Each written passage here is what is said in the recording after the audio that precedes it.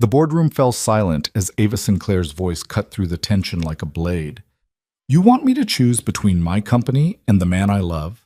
Then watch me burn this entire empire down before I let you destroy him. Across the table, Daniel Cross stood frozen, his daughter's future hanging by a thread, while the woman he'd tried so hard not to fall for laid her billion-dollar kingdom on the line. This is the story of two people who risked everything when the world demanded they risk nothing. If you're watching, hit that like button and drop your city in the comments so I can see how far this story travels. The fluorescent lights hummed in the executive hallway of Sinclair Technologies, casting sterile white across marble floors that cost more than most people's houses. Daniel Cross kept his eyes on those floors as he walked, counting tiles like he'd been doing for 3 months now. 32 tiles from the elevator to the corner office, 14 from the corner to the executive suite. Numbers were safe. Numbers didn't get you fired. Daniel? He stopped walking but didn't look up. Her voice always did that to him, made his chest tight and his thoughts scattered. Daniel, I'm talking to you. Ava Sinclair stood in her office doorway, arms crossed, wearing a charcoal suit that probably cost more than his monthly rent. She was younger than he'd expected when he first started working here, only 30, though you'd never know it from the way she commanded a room. Her dark hair was pulled back in that severe bun she always wore for board meetings, and her expression was the one she used when someone had made a mistake on a quarterly report. Ms. Sinclair. He nodded once, still studying the expensive tile. Look at me. He couldn't. That was the whole problem. Is there something I should know about? Her voice had an edge now. Have I done something to offend you? No, ma'am. Then why the hell won't you look at me? Well, Daniel's jaw tightened. Sophie had a field trip next week. New backpack, permission slip, $20 for lunch. Rent was due in 12 days. His daughter's stability depended on this job, on him not screwing this up, on him being the kind of father who made smart decisions instead of stupid ones. I should get back to work, he said. Daniel, excuse me, Miss Sinclair. He walked away before she could say anything else, counting tiles again. 32 back to the elevator. His hands were shaking when he pressed the button for the 4th floor. In his cubicle, Daniel pulled up the monthly operations report and stared at numbers that refused to make sense. The cursor blinked on the screen. Outside his window, Seattle rain hammered against glass. Dude, you look like hell. Marcus leaned against the cubicle wall, holding 2 cups of coffee that smelled like they came from the good machine on the executive floor. He'd been Daniel's closest friend here for 2 years now, ever since they'd both pulled an all-nighter fixing a server crash that would have cost the company millions. I'm fine. Yeah, and I'm secretly Batman. Marcus set 1 coffee on Daniel's desk. What happened? Nothing happened. You've been weird for months, and I just saw you walk past Ava Sinclair like she was radioactive. So either she's secretly a supervillain, or you're being an idiot about something. Daniel took a drink of coffee instead of answering. It was too hot and burned his tongue. Marcus pulled up a chair. Talk to me. There's nothing to talk about. Bullshit. I've known you since Sophie was 4 years old. You don't do nothing. The mention of his daughter made something twist in Daniel's chest. Sophie was 6 now, smart as hell, and still had nightmares sometimes about the divorce, about her mother leaving, about whether Daniel would leave too. I made a mistake, Daniel said quietly, and I'm fixing it. What kind of mistake? The kind that could cost me everything, Shas. Marcus was quiet for a moment. Then, does this have something to do with why you've been avoiding every company event for 3 months? Why you take the stairs instead of the elevator? Why you eat lunch in your car? I have my reasons. Yeah, well, your reasons are going to get you fired. Or worse, they're going to make people think you're guilty of something you didn't do. Daniel's head snapped up. What are you talking about? Marcus lowered his voice. There are rumors, man. People talk. And when the CEO singles someone out for attention and that person suddenly starts acting like she's got the plague, people notice. She hasn't singled me out. She asks about you, wants to know if you're okay, whether you're having problems at home. And you know what that looks like to people who don't know the real story? Daniel felt sick. I'm just doing my job. No, you're hiding. And whatever you're hiding from, it's making things worse. The phone on Daniel's desk rang. He glanced at the caller ID and felt his stomach drop.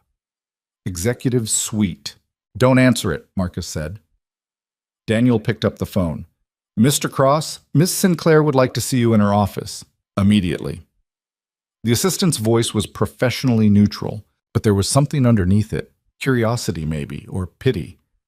I'll be right there. Boy, ikisi chipi. He hung up and stood, straightening his tie. His hands were still shaking. Daniel, I have to go.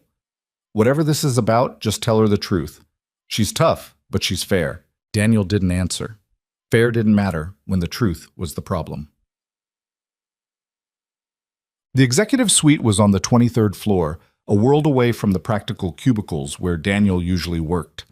Everything up here was glass and chrome and leather, designed to impress investors and intimidate competitors.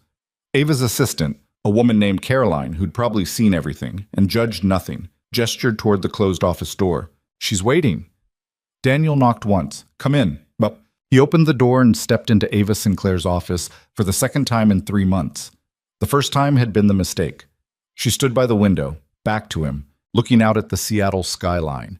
Rain streaked the glass in patterns that looked almost deliberate. Close the door. He did. Sit down. I'd rather stand. She turned then, and the expression on her face wasn't the CEO mask she wore for board meetings or investor calls. It was something rawer, frustrated. I'm trying to be patient here, Daniel. I really am. But you're making it very difficult. I don't know what you mean. Don't. The word was sharp. Don't insult my intelligence by pretending you don't know exactly what I'm talking about. 3 months ago, you were one of the best analysts I had. You gave presentations that made board members sit up and pay attention. You offered ideas that saved us money and streamlined operations. And then suddenly, overnight, you became a ghost. I'm still doing my job. You're doing the bare minimum. You avoid meetings unless they're mandatory. You won't make eye contact. You act like being in the same room with me is torture. She moved closer, and Daniel forced himself not to step back. So I'm asking you one more time. What did I do? The question hit him harder than it should have, because the answer was nothing. She'd done absolutely nothing wrong. It's not you, he said. Then what is it? It's complicated. I run a billion-dollar company, Daniel. I understand complicated. He looked at her then, really looked at her for the first time in months. Ava Sinclair was beautiful in a way that had nothing to do with the expensive suits or perfect makeup. It was in the intelligence behind her eyes, the determination in the set of her jaw, the way she commanded attention without demanding it. She was everything he should never have noticed, and he'd noticed everything. You want the truth? His voice came out rougher than he intended. Yes. The truth is, I'm trying to keep my job, and my daughter's stability, and some sense of professional integrity. Ava's expression shifted. What does Sophie have to do with this? Everything. Daniel ran a hand through his hair. She's 6 years old. She's been through a divorce, watched her mother walk out, had to rebuild her entire world with just me. And I promised that I would give her stability, a home, security. That means I can't screw up this job. I can't take risks. I can't... He stopped himself. Can't what? The words were there, right on the edge of saying them. All the things he'd been thinking for months, all the feelings he'd been trying to bury under spreadsheets and quarterly reports, and the very important task of counting tiles. I can't afford to fall for my boss, he said quietly. The silence that followed was absolute. Even the rain seemed to pause. Ava didn't move, didn't blink, just stared at him with an expression he couldn't read. That's why you've been avoiding me, she said finally. Yes. Because you have feelings you think are inappropriate. I know they're inappropriate. And you think I would fire you for that or use it against you somehow? No. Daniel shook his head. I think I would mess up. I think I'd let myself hope for something that's impossible, and then when it inevitably fell apart, I'd lose everything. My job, your respect, Sophie's stability. So I did the smart thing. I put distance between us before it could become a problem. Ava crossed her arms, her expression unreadable. And it never occurred to you to just talk to me about this? What would I say? Sorry, boss, but you're brilliant and beautiful, and every time you walk into a room, I forget how to think straight, so I'm just going to pretend you don't exist? That seemed like a great career move. Something flickered across her face. Surprise, maybe, or something else. You think I'm beautiful? The question was so unexpected that Daniel almost laughed. You're a billionaire CEO. You've been on magazine covers. I'm pretty sure everyone thinks you're beautiful. I don't care what everyone thinks. I asked what you think. This was dangerous territory. Every instinct Daniel had was screaming at him to shut up, to take it back, to find a way to turn this into a joke or a misunderstanding. But he was tired. Tired of counting tiles. Tired of taking the stairs. Tired of pretending. I think you're the most compelling person I've ever met, he said. I think you're terrifying and brilliant, and you care about things that matter. I think when you talk about the future of this company, you actually mean it. And I think that somewhere between the quarterly reports and the late-night strategy sessions and watching you demolish a board member who tried to talk over you, I stopped seeing you as my boss and started seeing you as someone I could... He cut himself off. Someone you could... What? It doesn't matter. Daniel, it doesn't matter because it can't happen. You're Ava Sinclair. I'm a single father who works in analytics. We exist in completely different worlds. And even if we didn't, even if somehow the universe aligned and this made sense, I can't risk Sophie's future on something that's probably just what? A stupid crush that'll burn out in 6 months and leave me unemployed. Ava moved then, closing the distance between them until she was close enough that he could smell her perfume, something subtle and expensive. You think this is one-sided? Daniel's brain stopped working. You think, she continued, her voice low and steady, that you're the only one who's been counting tiles and taking stairs and finding excuses to avoid company events? I asked Caroline to schedule meetings with you. Did you know that? I invented reasons to need your input on projects. I stayed late on Thursdays because I knew you'd be here picking up Sophie from after-school care at 6. I wore this ridiculous perfume because you mentioned once, in passing, that you like jasmine. Daniel stared at her. Why? Because I'm human, Daniel. Because running a company is lonely as hell, and most people who talk to me either want something or they're afraid of me. And you were the first person in years who looked at me like I was just... She stopped, took a breath. Like I was just Ava. You are the CEO of a billion-dollar company, and I know exactly who I am. What I'm asking is whether you know who you are. Because the man I've been watching for the past year isn't someone who runs from things that scare him. He's someone who shows up, who fights for what matters, who rebuilt his entire life around his daughter's smile. That's different. How? Because Sophie needs me. You don't need anyone. The words hung in the air between them, and Daniel immediately regretted them. But Ava didn't look offended. She looked sad. You're right, she said softly. I don't need anyone. I learned a long time ago that needing people just gives them the power to hurt you. But there's a difference between needing someone and wanting them in your life. And A sharp knock on the door cut her off. Ava's entire demeanor changed in an instant. The vulnerable woman disappearing behind the CEO mask so quickly, Daniel might have imagined her. Come in, she called. Caroline stepped inside, her expression carefully neutral. I'm sorry to interrupt, but we have a situation. What kind of situation? HR received an anonymous complaint this morning. It's been escalated to the board. Ava's jaw tightened. What's the nature of the complaint? Caroline's eyes flicked to Daniel for just a second. Inappropriate workplace relationship between executive leadership and a subordinate employee. The words hit like a physical blow. Who filed it? Ava demanded. It's anonymous, but it includes documentation. Photos from company events, timestamps from security logs showing you both in the building after hours, email metadata. Daniel felt the room tilt. I don't understand. Someone's been watching you, Caroline said quietly. Both of you. And they've put together a very convincing case that you've been engaged in a relationship that violates company policy. But we haven't, Daniel started. It doesn't matter what you have or haven't done, Ava cut in. Her voice was ice. What matters is what it looks like.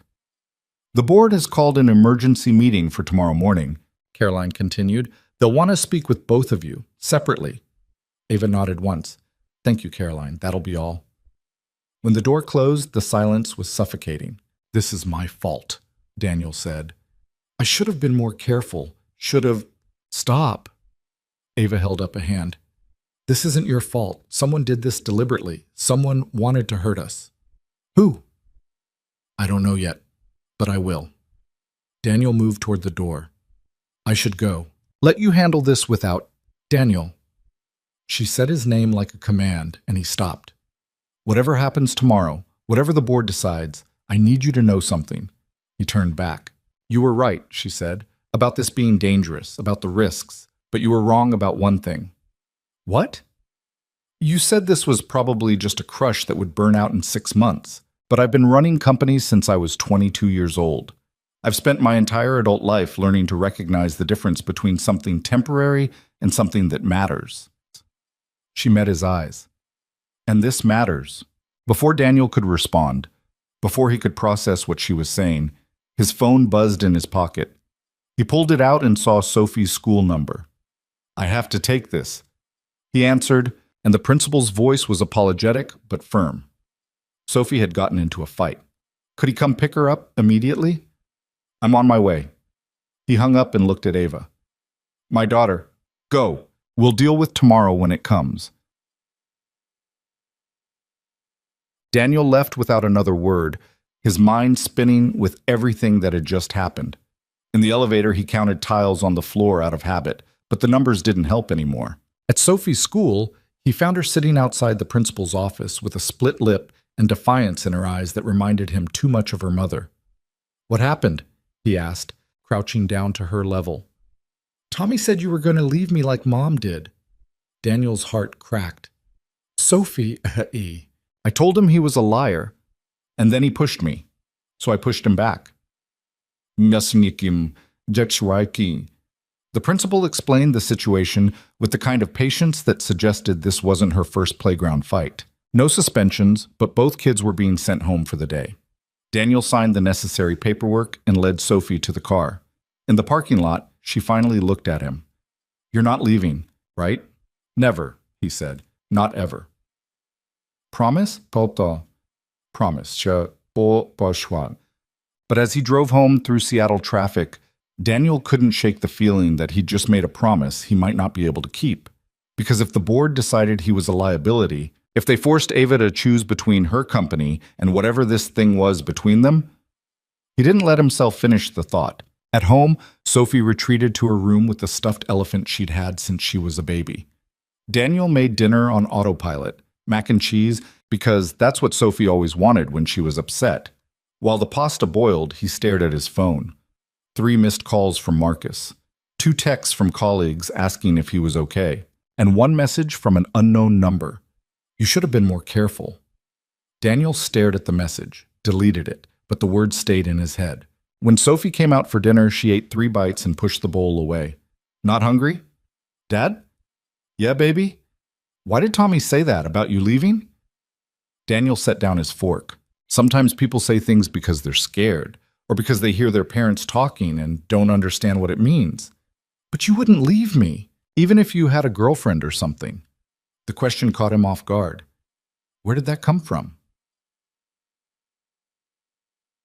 Sophie shrugged, not meeting his eyes.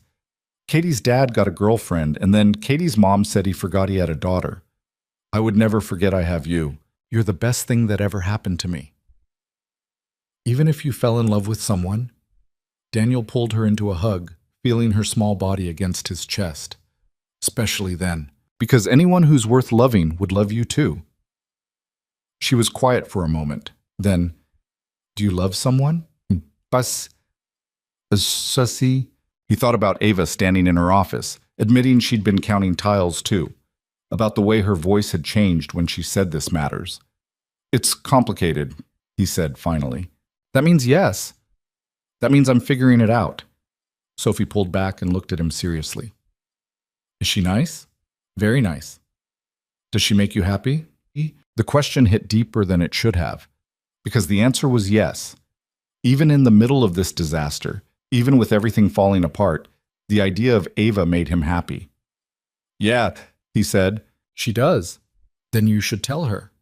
If only it were that simple." That night, After Sophie was asleep, Daniel sat in the living room with his laptop open to the company handbook. He read the section on workplace relationships 3 times. It was clear any relationship between supervisors and subordinates required disclosure to HR and potential reassignment. Relationships between executive leadership and regular employees were strongly discouraged and could result in termination. His phone buzzed. A text from an unknown number. "Tomorrow's meeting is just the beginning. Walk away now and maybe you keep your job." Daniel stared at the message. Then he blocked the number and pulled up his email. He spent the next 2 hours documenting everything, every project he'd worked on, every meeting, every interaction with Ava that could be misconstrued. By midnight, he had a timeline that proved nothing inappropriate had happened between them. But he also knew it wouldn't matter, because the truth was messier than the timeline showed. The truth was that he had fallen for her, that she'd admitted feeling the same way, that someone had been watching them both and documenting something that technically hadn't happened yet, but absolutely could have. At 1 a.m, his phone rang. Ava's name appeared on the screen. "I shouldn't answer this," he said instead of hello. "Probably not, but I'm hoping you will anyway." Daniel closed his laptop. "Are you okay?" "I've been better. I spent the last 4 hours with the company lawyers.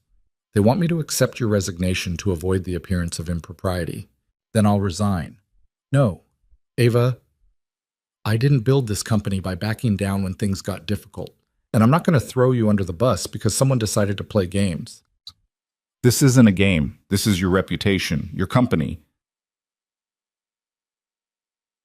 "You think I don't know that?" Her voice rose slightly.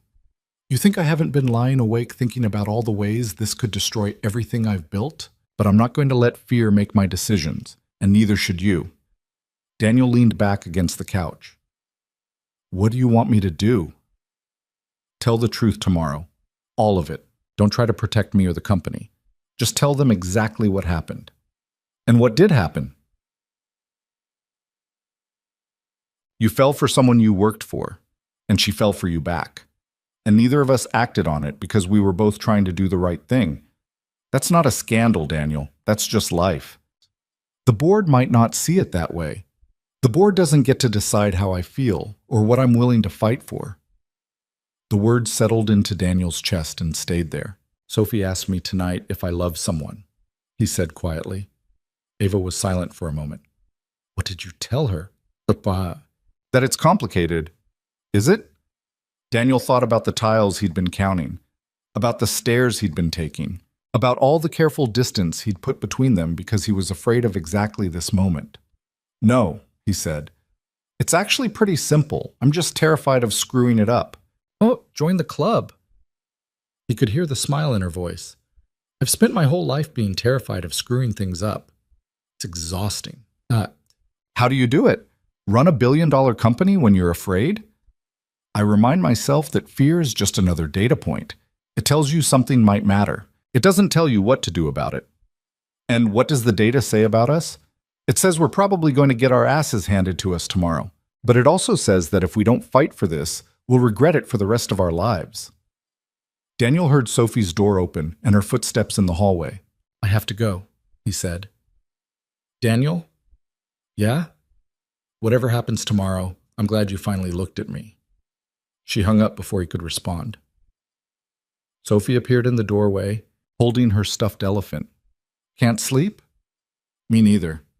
He patted the couch next to him. "Want to watch something?" She climbed up and curled against his side.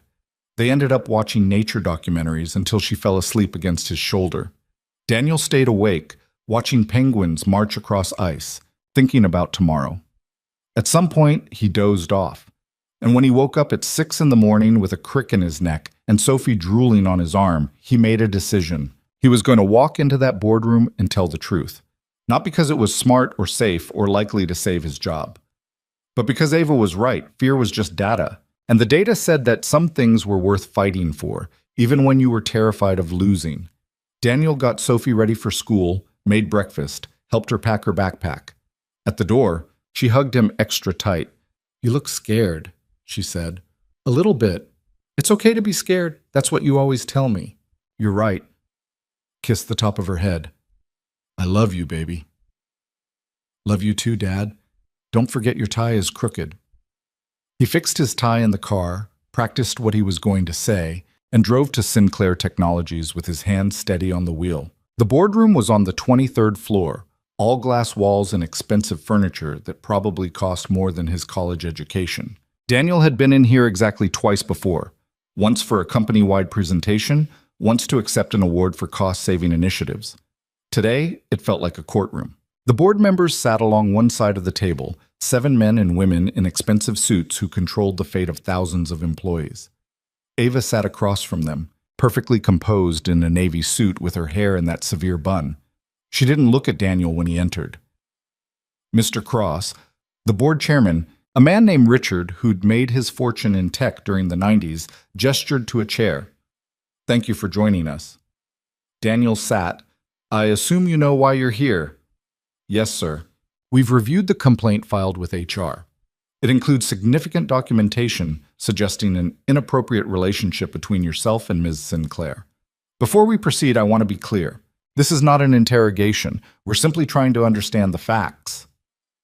"I understand." "Have you and Ms. Sinclair been engaged in a romantic or sexual relationship?" The question was blunt and impersonal, designed to reduce everything complex to a simple yes or no. "No," Daniel said. "Have you engaged in any behavior that could be construed as inappropriate, given the professional power dynamic?" "No." Richard glanced at the papers in front of him. "No."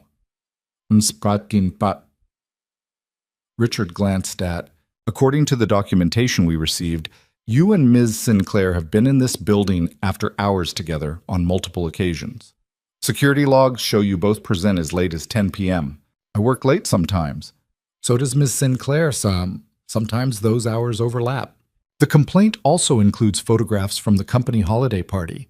You and Ms. Sinclair appear to be having an intimate conversation."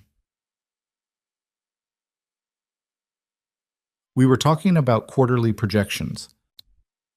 One of the other board members, a woman named Patricia, leaned forward. "Mr. Cross, we're not trying to catch you in a lie. We're trying to protect the company's reputation and ensure workplace policies are being followed. But this documentation paints a concerning picture." Then the documentation is misleading." "How so?" Daniel took a breath. This was it, the moment where he either protected himself or told the truth. "Because it's documenting feelings, not actions," he said. "Yes, I have feelings for Ms. Sinclair. Yes, I've tried very hard to manage those feelings professionally. And yes, someone has apparently been watching us closely enough to notice.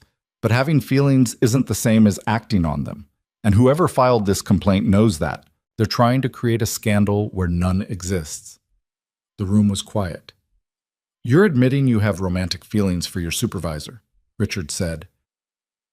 "Yes. And you see nothing inappropriate about that?" "I see everything inappropriate about it. That's why I've spent the last 3 months avoiding her, taking different routes to my office, skipping company events, doing everything possible to maintain professional distance." Patricia consulted her notes. "And yet the complaint suggests Ms. Sinclair has shown you preferential treatment, extended deadlines, inclusion in high-level meetings beyond your pay grade. Any treatment I've received has been based on my performance. You can review my work." "We have." Richard pushed a file across the table. "Your performance reviews are excellent. Possibly too excellent." "Too excellent?" "Your ratings improved significantly 6 months ago, right around the time these alleged inappropriate interactions began." Daniel felt anger rising in his chest. "My ratings improved because I worked my ass off, because I stayed late and came in early and did everything possible to prove I deserved to be here. Not because of any relationship." "The timing is suspicious." "The timing is coincidental." Richard sat back. "Mr. Cross, I appreciate your honesty about your feelings, but you must understand our position. We have a responsibility to ensure this company operates ethically and without even the appearance of impropriety. If employees believe that romantic involvement with leadership leads to advancement, then maybe you should ask why someone felt the need to manufacture evidence of a relationship that doesn't exist." Daniel's voice was hard now. "Because that's what this is. Someone watched us, documented us. Put together a narrative that makes it look like something happened when it didn't. And instead of asking who would do that and why, you're interrogating us like we're guilty. Patricia exchanged glances with Richard. Do you have any idea who might have filed this complaint? But yes. No. But I'd look at people who had something to gain from damaging Ms. Sinclair's reputation. That's a serious accusation. So is the one being made against us? Ava spoke for the first time. If I may. Her voice was level, controlled. I think Mr. Cross raises a valid point. This complaint was filed anonymously with extensive documentation. That level of detail suggests planning, intent. Someone wanted to hurt us both, or someone wanted to protect the company from a lawsuit, Richard countered. From a lawsuit about what? Two people having feelings they never acted on? The appearance of impropriety is enough. Then every workplace in America is guilty. Ava's composure cracked slightly. People work together. They develop friendships. Sometimes those friendships become something more. The question isn't whether feelings exist, it's whether those feelings compromise professional judgment. And I can assure you mine haven't. With respect, Ms. Sinclair, that's not a determination you can make objectively. But see. Then look at the data. Review every decision I've made regarding Mr. Cross, every promotion, every project assignment, every performance review. If you find evidence of bias, I'll resign immediately. The board members shifted uncomfortably. That won't be necessary, Patricia said, but we do need to establish boundaries going forward. If there is any possibility of a relationship between you two, there isn't, Daniel interrupted, because I'm resigning. Ava's head snapped toward him. What? Effective immediately. I'll submit formal notice this afternoon. Daniel! He looked at her for the first time since entering the room. This is the right thing to do. For the company. For you. Don't I get a say in this? Not anymore. The words came out harsher than he intended, but he couldn't take them back. Because staying meant watching Ava defend herself for something she didn't do. It meant Sophie reading about scandal in the news. It meant everything he'd worked for crumbling anyway, just slower. Richard nodded slowly. I think that's wise, Mr. Cross. We'll prepare a severance package and ensure your departure is handled with discretion. I don't want a severance package, just a standard exit. That's not necessary. It is to me. Daniel stood. The board members exchanged glances, uncertain whether to stop him. Are we done here? He asked. For now, Richard said. We'll reconvene later to discuss next steps. Daniel walked toward the door. Behind him, he heard Ava stand. This meeting isn't over, she said. Mr. Cross is free to leave, Richard replied. I wasn't talking to him. Daniel paused with his hand on the door. He wanted to turn around, wanted to see her face, to know if she was as angry as she sounded, but he kept walking. In the elevator, he counted tiles again. 32 from the boardroom to the elevator. Numbers still didn't help. His phone buzzed before he reached the ground floor. A text from Ava. Don't you dare walk away from this. He didn't respond. At his cubicle, Daniel packed his personal items into a cardboard box. It didn't take long. He'd never decorated much. A photo of Sophie, a coffee mug she'd made him for Father's Day, a couple of pens. Marcus appeared before he'd finished. What the hell are you doing? Leaving. Why? Because it's over, Gia. Bullshit. Marcus grabbed the box and set it on the desk. I talked to Caroline. I know what happened in there. And walking away isn't fixing anything. It's just proving whoever did this won. I'm protecting my daughter. From what? From seeing her dad fight for something that matters? Daniel sank into his chair. You don't understand. Then explain it to me. I can't. His voice broke. I can't watch her lose everything because I was stupid enough to fall for someone I shouldn't have. Marcus pulled up a chair. You want to know what I think? Not really. Too bad. I think you're terrified. I think Ava Sinclair got under your skin in a way nobody has since Sophie's mom left. And I think instead of dealing with that, you're running. I'm not running. I'm being practical. You're being a coward. The words hit like a slap. Daniel looked up, ready to argue, and saw only concern on his friend's face. Sophie asked me last night if I was going to leave her, Daniel said quietly. Some kid at school told her I would, and she believed him enough to get in a fight about it. And what did you tell her? That I'd never leave, that she was the most important thing in my world. And was that true? Of course it was true, son. Then why are you teaching her that when things get hard, you give up? Daniel had no answer for that. Marcus stood. Look, I don't know what's going to happen. Maybe this all blows up. Maybe you lose your job anyway, but at least you'll lose it fighting for something instead of running away. He left before Daniel could respond. The box sat on the desk, half packed. Daniel stared at the photo of Sophie, 6 years old, with missing front teeth, and that smile that made everything worth it. His phone rang. Unknown number again. Hello? Is this Daniel Cross? A woman's voice, professional and unfamiliar. Yes. This is Jennifer Martinez with Seattle Tribune. I'm doing a story about workplace relationships at Sinclair Technologies, and I was hoping you'd comment on your relationship with Ava Sinclair. Daniel's blood went cold. I don't have a relationship with Ava Sinclair. That's not what our sources say. We have documentation of... He hung up. The phone rang again immediately. Different number. Mr. Cross, this is Kevin Chen from Tech Weekly. We're running a story tomorrow about allegations of misconduct at Sinclair Technologies. Daniel hung up and turned off his phone. This was worse than he thought. Someone hadn't just filed a complaint. They'd gone to the press. By tomorrow, this would be everywhere. He grabbed his jacket and walked to the executive floor without thinking. Caroline tried to stop him, but he pushed past her into Ava's office. She was on the phone, pacing by the window. When she saw him, she held up a finger.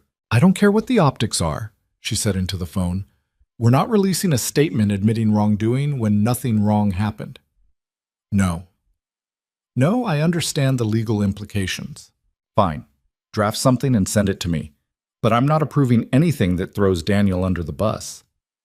She hung up and looked at him. You have a lot of nerve showing up here after walking out of that meeting. The press is calling me, Chub. I know. Someone leaked the complaint to at least 3 news outlets. My PR team is doing damage control, but... She stopped, studied his face. You look like you're about to fall apart. I'm fine. You're a terrible liar. Daniel moved to the window, looking out at Seattle. Rain had started again, turning the city gray. I'm trying to do the right thing here, he said. By quitting? By protecting you. I don't need protection, Daniel. I need... She stopped herself.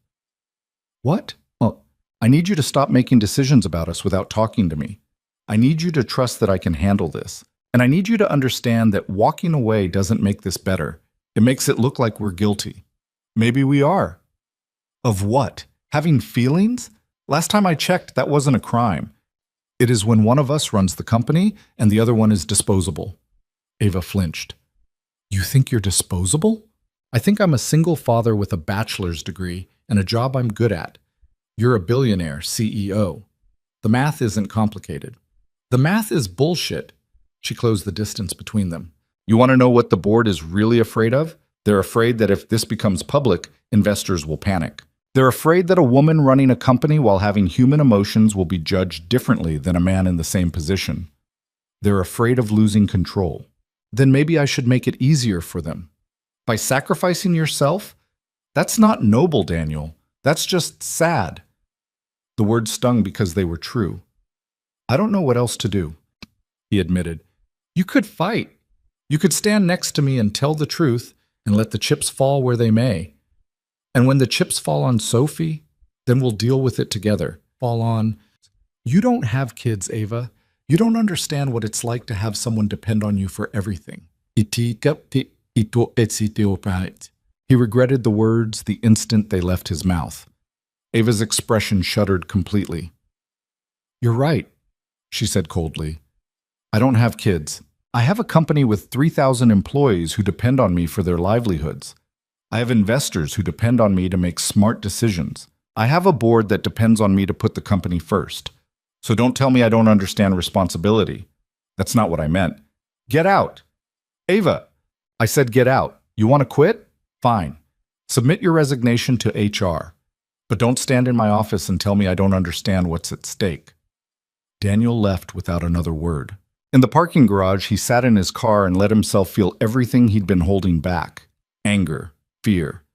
The desperate wish that he'd never looked at Ava Sinclair in the first place, never noticed how she commanded a room, never fallen for someone so far out of reach. His phone, still turned off, sat on the passenger seat.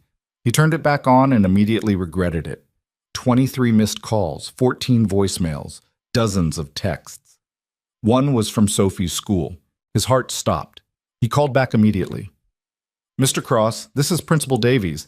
I wanted to give you a heads up that there's been some media presence outside the school. Someone trying to ask questions about you, and are the kids safe?" "Yes, of course.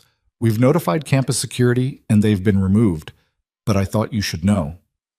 "Thank you. I'll be there in 20 minutes. He hung up and drove too fast through Seattle traffic.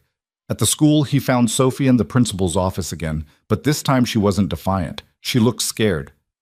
"Dad?" He scooped her up despite the fact that she was probably too old for it. "You're okay." There was a man with a camera. He kept asking if I lived with Ava Sinclair. Daniel's vision went red. "Did he talk to you directly?" "No, the teachers made him leave. But he was yelling questions." Principal Davies handed Daniel a card. "This is the security footage. If you want to press charges for harassment, I do." At home, Daniel made Sophie hot chocolate and let her watch TV while he called a lawyer. The consultation was brief and expensive. Yes, they could file for harassment, but it would take time. Meanwhile, the press would keep digging. When Sophie went to bed, Daniel sat in the dark living room and finally let himself break. His phone rang.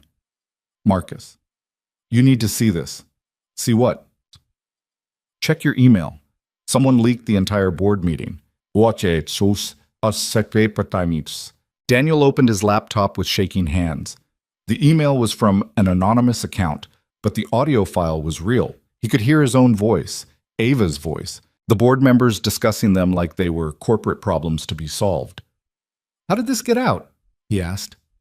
"I don't know, but it's everywhere. Twitter, Reddit, tech news sites. Everyone's listening to Ava defend you." Daniel played the file. Heard Ava's voice saying, "I'm not approving anything that throws Daniel under the bus." Heard her telling the board to review every decision she'd made regarding him. "Daniel?" Marcus's voice pulled him back. "You still there?" "Yeah." "What are you going to do?" He thought about Sophie asking if he'd leave her, about Ava telling him to fight, about tiles and stairs, and all the ways he'd tried to make himself smaller. "I'm going to stop running," he said. He hung up and dialed Ava's number. She answered on the first ring. "Did you hear the audio?" she asked instead of hello. "Yes." "Then you know someone on the board leaked it. Someone who wanted to make this worse."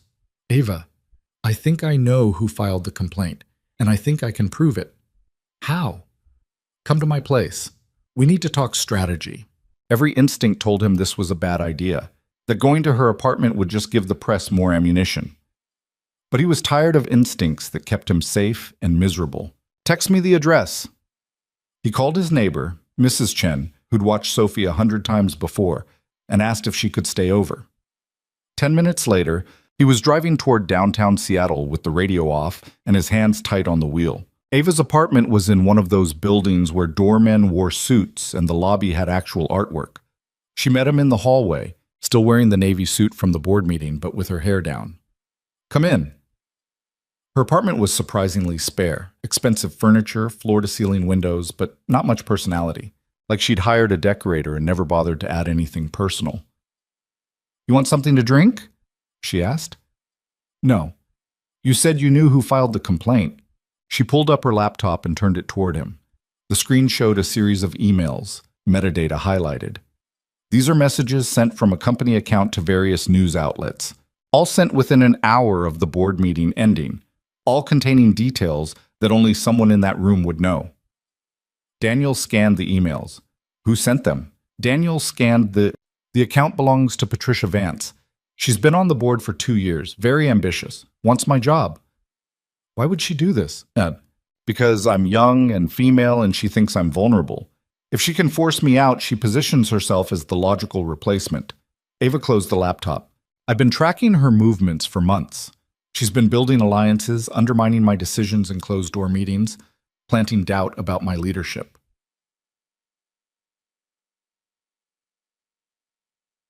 Can you prove it to me? I can prove she sent the emails. That's enough to get her removed from the board and possibly charged with corporate espionage. But it doesn't solve our problem, which is the story's already out there. Patricia might go down, but we're still the headline.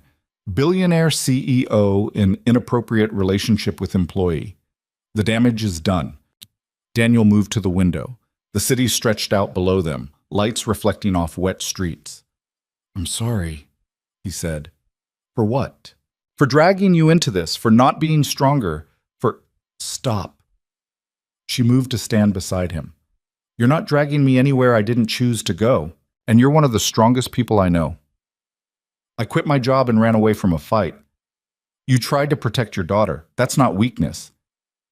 They stood there in silence, close enough that he could feel the warmth of her next to him. Sophie asked me tonight if the man with the camera would come back, Daniel said quietly. She wanted to know if we had to move, change schools, disappear. What did you tell her? That we didn't run from things that scared us. Sounds like good advice. I'm not very good at following it. Ava turned to face him fully. Then let me help you, because I'm very good at fighting. And I think between the two of us, we might actually win this. Daniel looked at her, really looked at her, the way he'd been afraid to for months, and saw not just the brilliant CEO or the beautiful woman, but someone who was just as scared and determined as he was. What do we do?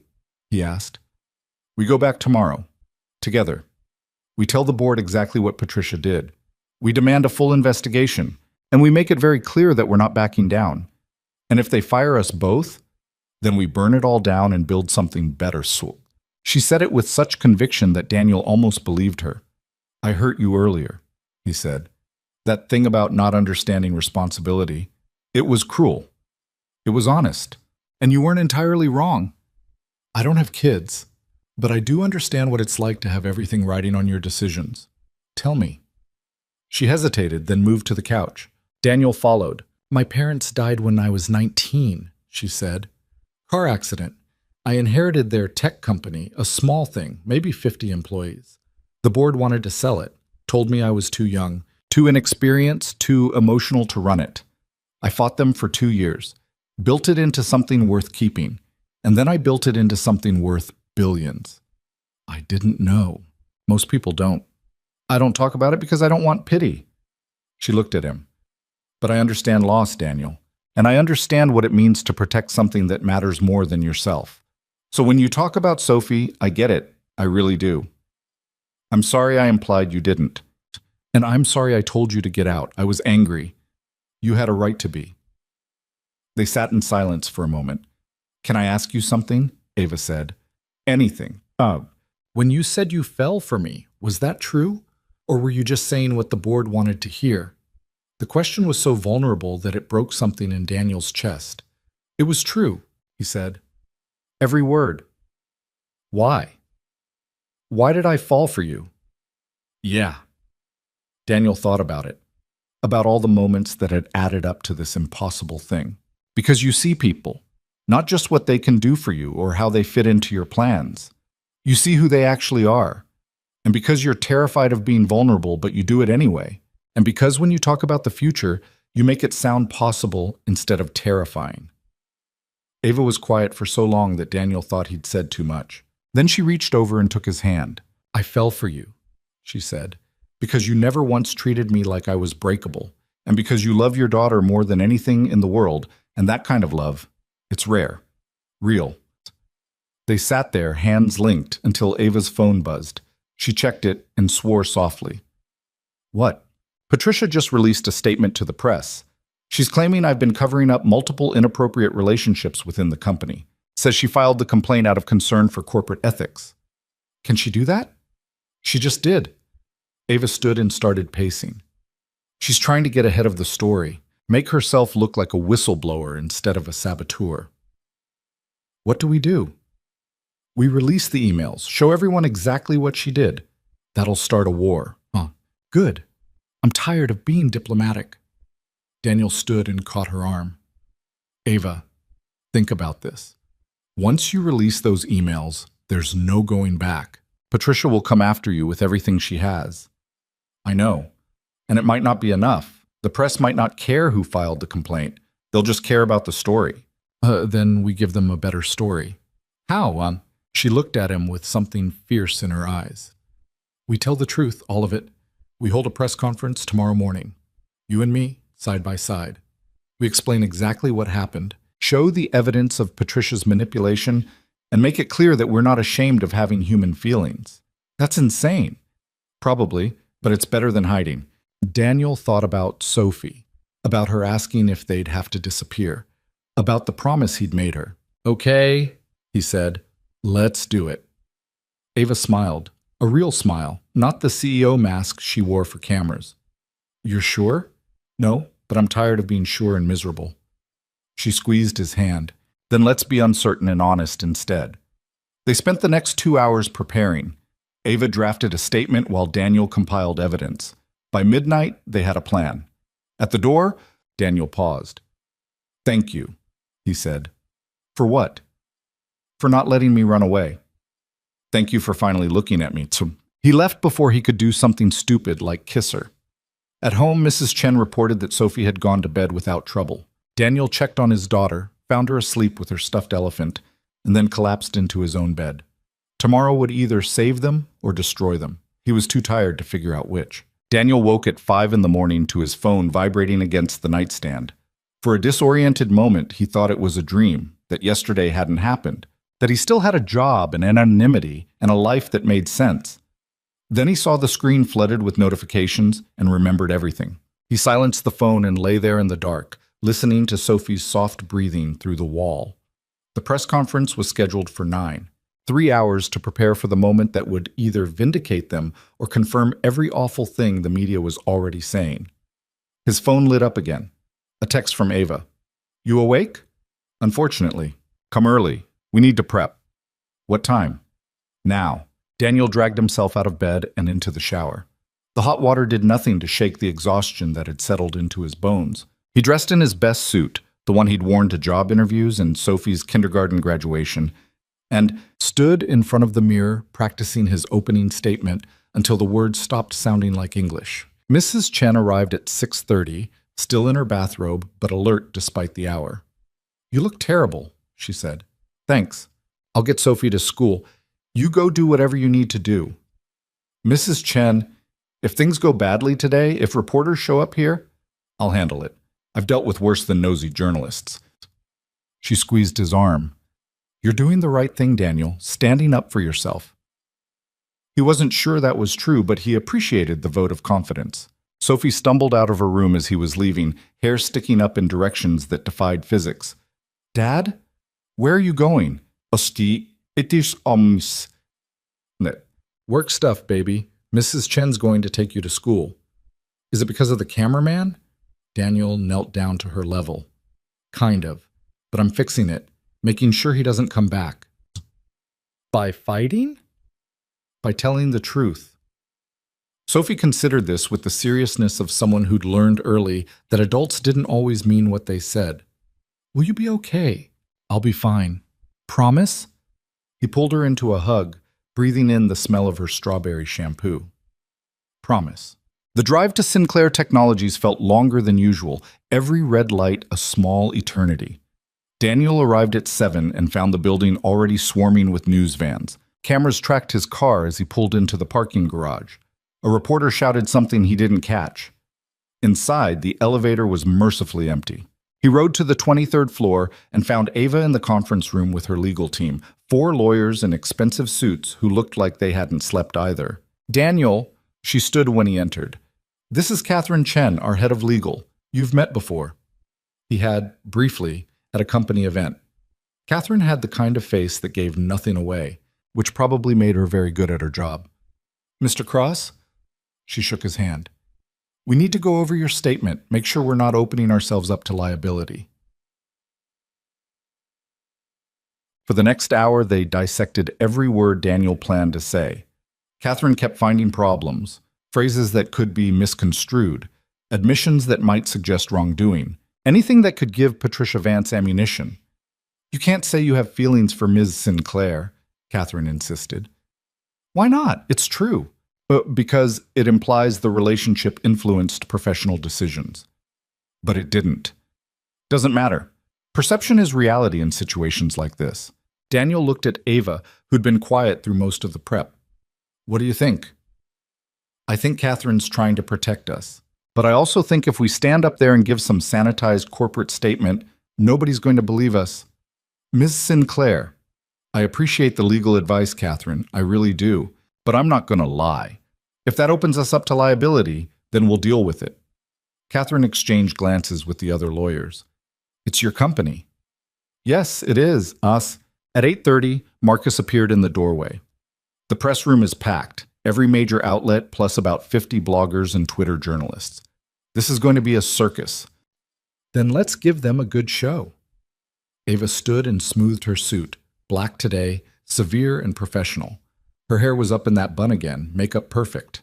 She looked like she was preparing for battle. Daniel followed her to the press room, aware of the lawyers trailing behind them like anxious parents. The room was indeed packed, cameras everywhere, reporters jammed shoulder to shoulder, the air thick with anticipation and coffee. They took their positions at the podium. Daniel's hands were sweating. Ava's were steady as she adjusted the microphone. Thank you all for coming, she began. Her voice filled the room with the kind of authority that made people sit up and pay attention. I'm going to make a brief statement, and then Daniel Cross and I will take questions. Yesterday, the board of Sinclair Technologies received an anonymous complaint alleging an inappropriate relationship between Mr. Cross and myself.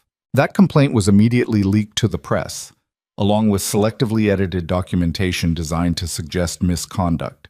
A ripple went through the crowd. Cameras flashed. I want to be very clear. There has been no inappropriate relationship. What there has been is a deliberate campaign by a member of our board to undermine my leadership and damage this company's reputation.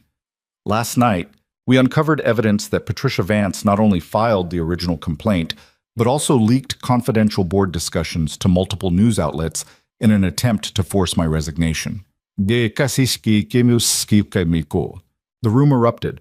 Reporters shouted questions. Catherine looked like she might have a heart attack.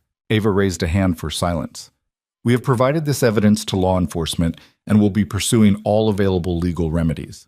But more importantly, I want to address the underlying accusation. Yes, Mr. Cross and I have developed feelings for each other over the past year. No, we have not acted on those feelings in any way that violates company policy. And no, those feelings have not influenced any professional decisions. She turned to Daniel. Your turn. He stepped to the microphone and immediately forgot everything he'd planned to say. The cameras were blinding. The reporters looked hungry.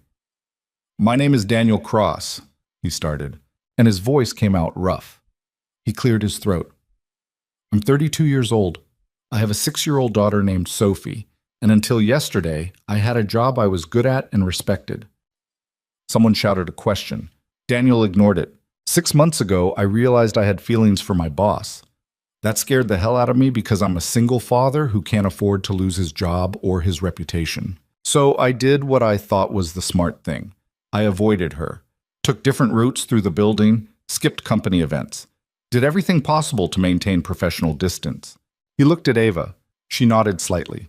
But someone was watching, someone who decided that having feelings was the same as acting on them, someone who put together a file that made it look like we were having an affair, when the truth is, we've barely spoken for 3 months. And yesterday, when I sat in front of the board and told them the truth, that someone leaked the entire conversation to destroy both of us. Was it Patricia Vance? A reporter shouted. Was it Patricia? Daniel glanced at Catherine, who looked ready to tackle him if he answered. We have evidence suggesting board involvement in the leaks. Beyond that, I can't comment on an ongoing investigation. Are you and Ms. Sinclair in a relationship now? No. Do you plan to be? The question hung in the air. Daniel could feel Ava's eyes on him, could sense Catherine mentally drafting the lawsuit they were about to face. I don't know, he said honestly. What I do know is that I'm tired of being afraid, tired of hiding, tired of letting other people dictate what I'm allowed to feel. Ms. Sinclair and I have never done anything wrong. We've never violated company policy. We've never let personal feelings compromise professional judgment. What we have done is be human, and if that's a crime, then I guess we're guilty. The room exploded with questions. Ava stepped back to the microphone. We'll take questions now. Keep them professional. For the next 30 minutes, they fielded everything from legitimate inquiries about corporate governance to invasive questions about their personal lives. Ava handled it with the kind of grace that came from years of dealing with hostile investors and skeptical board members. Daniel stumbled through his answers, acutely aware that every word was being recorded and analyzed. Finally, Catherine stepped in. "That's all the time we have. Thank you." They left through the back entrance, escorted by security. In the elevator, Daniel's legs finally gave out. He leaned against the wall and closed his eyes. "You did good," Ava said. "I feel like I'm going to throw up. That's normal. First press conference is always rough."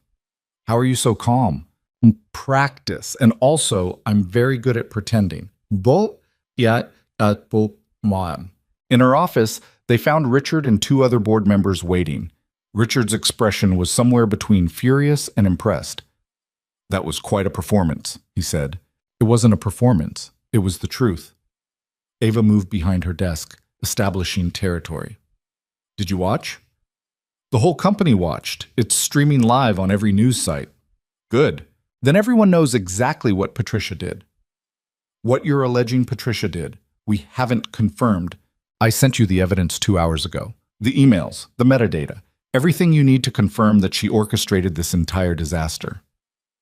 Richard sat down without being invited. "Even if that's true, and I'm not saying it is, you just admitted on national television to having an inappropriate relationship with a subordinate." "I admitted to having feelings." "That's not the same thing." "It's close enough. The board is going to have serious concerns about your judgment. Then the board can vote me out. But they better be prepared for the fight, because I'm not resigning." "Ms. Sinclair, I built this company from 50 employees to 3,000. I've tripled our revenue in 5 years. I've navigated 3 recessions and 2 hostile takeover attempts. And you think I'm going to step down because I fell for someone?" Ava's voice was ice. "Find me a male CEO who's been held to that standard. I'll wait." The silence was thick enough to cut. "We're not asking you to resign," Richard said finally, "but we do need assurances that this situation won't continue to damage the company's reputation. Then investigate Patricia. Hold her accountable. Show the world that Sinclair Technologies doesn't tolerate sabotage." "And what about Mr. Cross?" Daniel had been silent through the entire exchange, watching Ava dismantle the board's arguments with surgical precision. Now both Richard and Ava were looking at him. "What about me?" he asked. "Your resignation is still on the table." "No, it's not," Ava cut in. "Ms. Sinclair, with all due respect, this is a board decision. Daniel, do you want to resign?" He thought about Sophie asking if they'd have to move, about the promise he'd made her, about Ava standing next to him at that podium, refusing to back down. "No," he said. "I don't." "Then it's settled. He stays." Richard stood. "The board will be convening an emergency session this afternoon. I suggest you both prepare for difficult questions." "Bu, ishi." When they left, Ava collapsed into her chair and finally let the mask slip. She looked exhausted. "You okay?" Daniel asked. "No, but I will be." "That thing you said about male CEOs was true. I've been fighting that double standard my entire career. I'm not going to stop now." Daniel's phone buzzed. A text from Sophie's school. "Mr. Cross, Sophie is asking to go home. She seems upset. Can you pick her up?" His heart sank. "I have to go." "What happened?" "Sophie. She saw something or heard something. I don't know. Go. I'll handle the board." "Ava, go take care of your daughter, Daniel. That's more important than any of this." He left without arguing. At the school, he found Sophie in the nurse's office with red eyes and a tight expression that meant she'd been crying but didn't want anyone to know. "Hey, baby." He knelt down next to her chair. "What's wrong? Everyone's talking about you." Daniel felt sick. "What are they saying?" "That you're on TV, that you're in trouble. Katie said her mom said you did something bad with your boss." "Katie's mom doesn't know what she's talking about." "Did you do something bad?" "No, Sophie, I didn't do anything bad." "Then why is everyone saying you did?" He pulled her into a hug, feeling her small body shake with tears she'd been holding back. "Sometimes people say things that aren't true." and sometimes those things spread before the truth can catch up. I don't want to go back to class. Okay, let's go home. In the car, Sophie was quiet. Daniel tried to find a radio station that wasn't covering the press conference, gave up, and drove in silence. At home, he made grilled cheese and tomato soup, Sophie's comfort food, and they ate on the couch while watching cartoons. She fell asleep halfway through the second episode, exhausted from crying. Daniel moved her to her bed and then sat in the living room with his laptop, pulling up news coverage of the press conference. The headlines were brutal. Sinclair CEO admits feelings for employee. Billionaire's romance scandal rocks tech company. Board member accused of corporate sabotage. But buried in the coverage were some surprising takes. A few reporters were questioning why having feelings was considered scandalous. Others were pointing out the double standard Ava had mentioned. And several were focusing on Patricia Vance's alleged sabotage rather than the relationship. His phone rang. Marcus. "You're trending on Twitter," Marcus said without preamble. "Is that good or bad?" "Atso. Chibai Oshisi." Honestly, mixed. Half the internet thinks you're brave, the other half thinks you're an idiot. But everyone's talking about Patricia now. Her name is getting dragged harder than yours. Good. How's Sophie? Home from school. Kids were giving her a hard time. Marcus swore softly. I'm sorry, man. This shouldn't be affecting her. Everything I do affects her. That's what being a parent means. You need anything? Someone to run interference? Place to crash if reporters show up at your house? I'm okay. But thanks. After they hung up, Daniel pulled up the company directory and stared at Patricia Vance's profile photo. She looked professional and competent, exactly the kind of person you'd trust to serve on a board. Nothing in her expression suggested she was capable of the kind of calculated sabotage Ava was accusing her of. But the evidence didn't lie. The emails were real. The metadata was real. And the timing was too perfect to be coincidence. His phone buzzed. A text from an unknown number. You should have stayed quiet. Daniel stared at the message. Then he screenshotted it and sent it to Ava with a note. Got another one. She responded immediately. Forward it to Catherine. We're building a case. The afternoon crawled by. Sophie woke up around 3, still subdued but no longer crying. They played board games and avoided the windows. At 5, Daniel's phone rang with a number he recognized, Ava's direct line. The board voted, she said without preamble. Daniel's stomach dropped. And? Patricia's been removed, effective immediately. They're also launching a full investigation into the leaks. What about us? You're keeping your job, with a formal letter in your file noting that the complaint was investigated and found to be unsubstantiated. And you? Ava was quiet for a moment. I'm on probation. 6 months. Any hint of impropriety, and I'm out. That's not fair. It's better than I expected, honestly. Richard wanted me to step down, but enough board members pushed back that they settled for probation. I'm sorry. Don't be. We won. Maybe not completely, but we won. She paused. How's Sophie? Home. Dealing with it. I'm sorry she's caught up in this. It's not your fault. Feels like it is. Daniel heard exhaustion in her voice, the kind that went bone deep. When's the last time you ate something? I don't remember. Go home, Ava. Get some rest. Can't. I have investor calls all evening. Damage control. You're going to burn out. Probably. But right now I don't have a choice. After they hung up, Daniel made dinner for Sophie. Chicken nuggets and fries, nothing fancy. While she ate, he pulled up his email and found a message from HR confirming what Ava had said. His job was secure, the complaint was unsubstantiated, and there would be no disciplinary action. He should have felt relieved. Instead, he felt hollow. That night, after Sophie was in bed, Daniel sat on the back porch and let himself think about everything that had happened in the past 48 hours. The board meeting, the press conference, Sophie crying in the nurse's office, Ava's voice when she said they'd won. His phone buzzed. Another text from Ava. You still up? Yeah, can I call? Sure. She called immediately. In the background, he could hear the hum of traffic. She was still at the office. I keep thinking about what you said, she started. About Sophie asking if you'd leave her. What about it? I grew up without parents.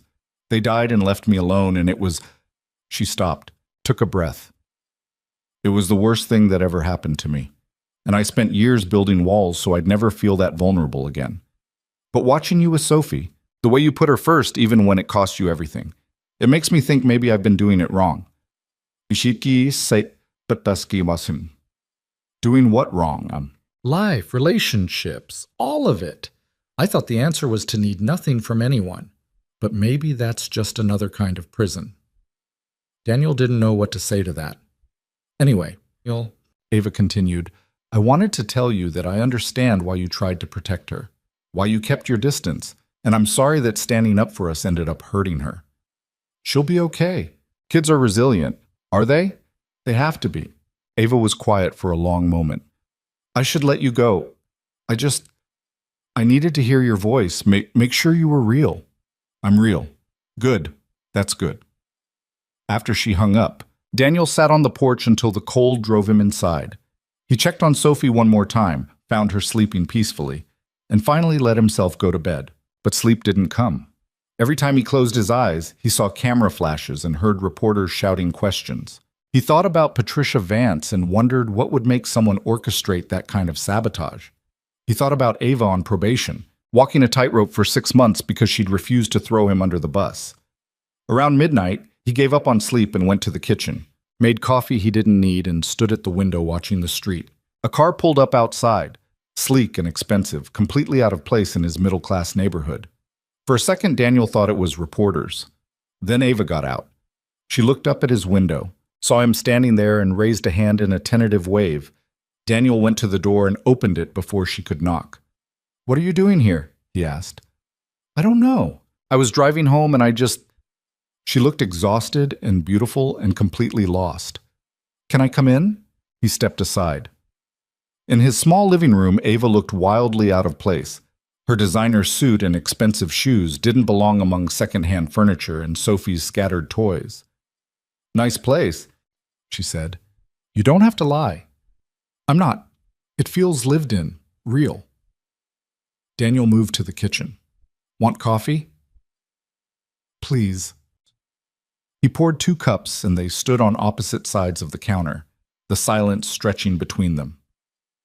I shouldn't have come, Ava said finally. Why did you? Because I spent the last 8 hours on investor calls explaining why I'm still qualified to run my own company, and every single one of them, asked whether I was romantically involved with you. Not whether I was good at my job or whether the company was sound, or whether Patricia's sabotage affected our bottom line. Just whether I was sleeping with an employee. What did you tell them? The truth. That we're not in a relationship. That nothing inappropriate happened. That they should focus on our quarterly earnings instead of my personal life. She set down her coffee cup. And then I got in my car and drove here because telling the truth made me feel like a liar. Daniel's chest tightened. Ava, we're not in a relationship. That's technically true. But it's not the whole truth, is it? What's the whole truth? She moved around the counter, closing the distance between them. The whole truth is that I think about you constantly, that I've been thinking about you for months, that standing next to you at that press conference was the first time in years I felt like someone had my back. You had my back first, and that terrifies me, because I don't know how to do this. How to be vulnerable with someone, how to risk losing them. Daniel reached out and took her hand. Her fingers were cold. You're not going to lose me, he said. You can't promise that. No, but I can promise I'm not going anywhere by choice. Ava looked at their joined hands like she was trying to memorize them. The board's watching us, looking for any excuse to force me out. I know. So we have to be careful. I know that too. But I couldn't spend another night pretending I don't... She stopped herself. Pretending you don't what? Want this? Want you. The confession hung between them, raw and honest. Daniel thought about all the reasons this was a bad idea. About Sophie sleeping upstairs. About the reporters who would crucify them if they found out.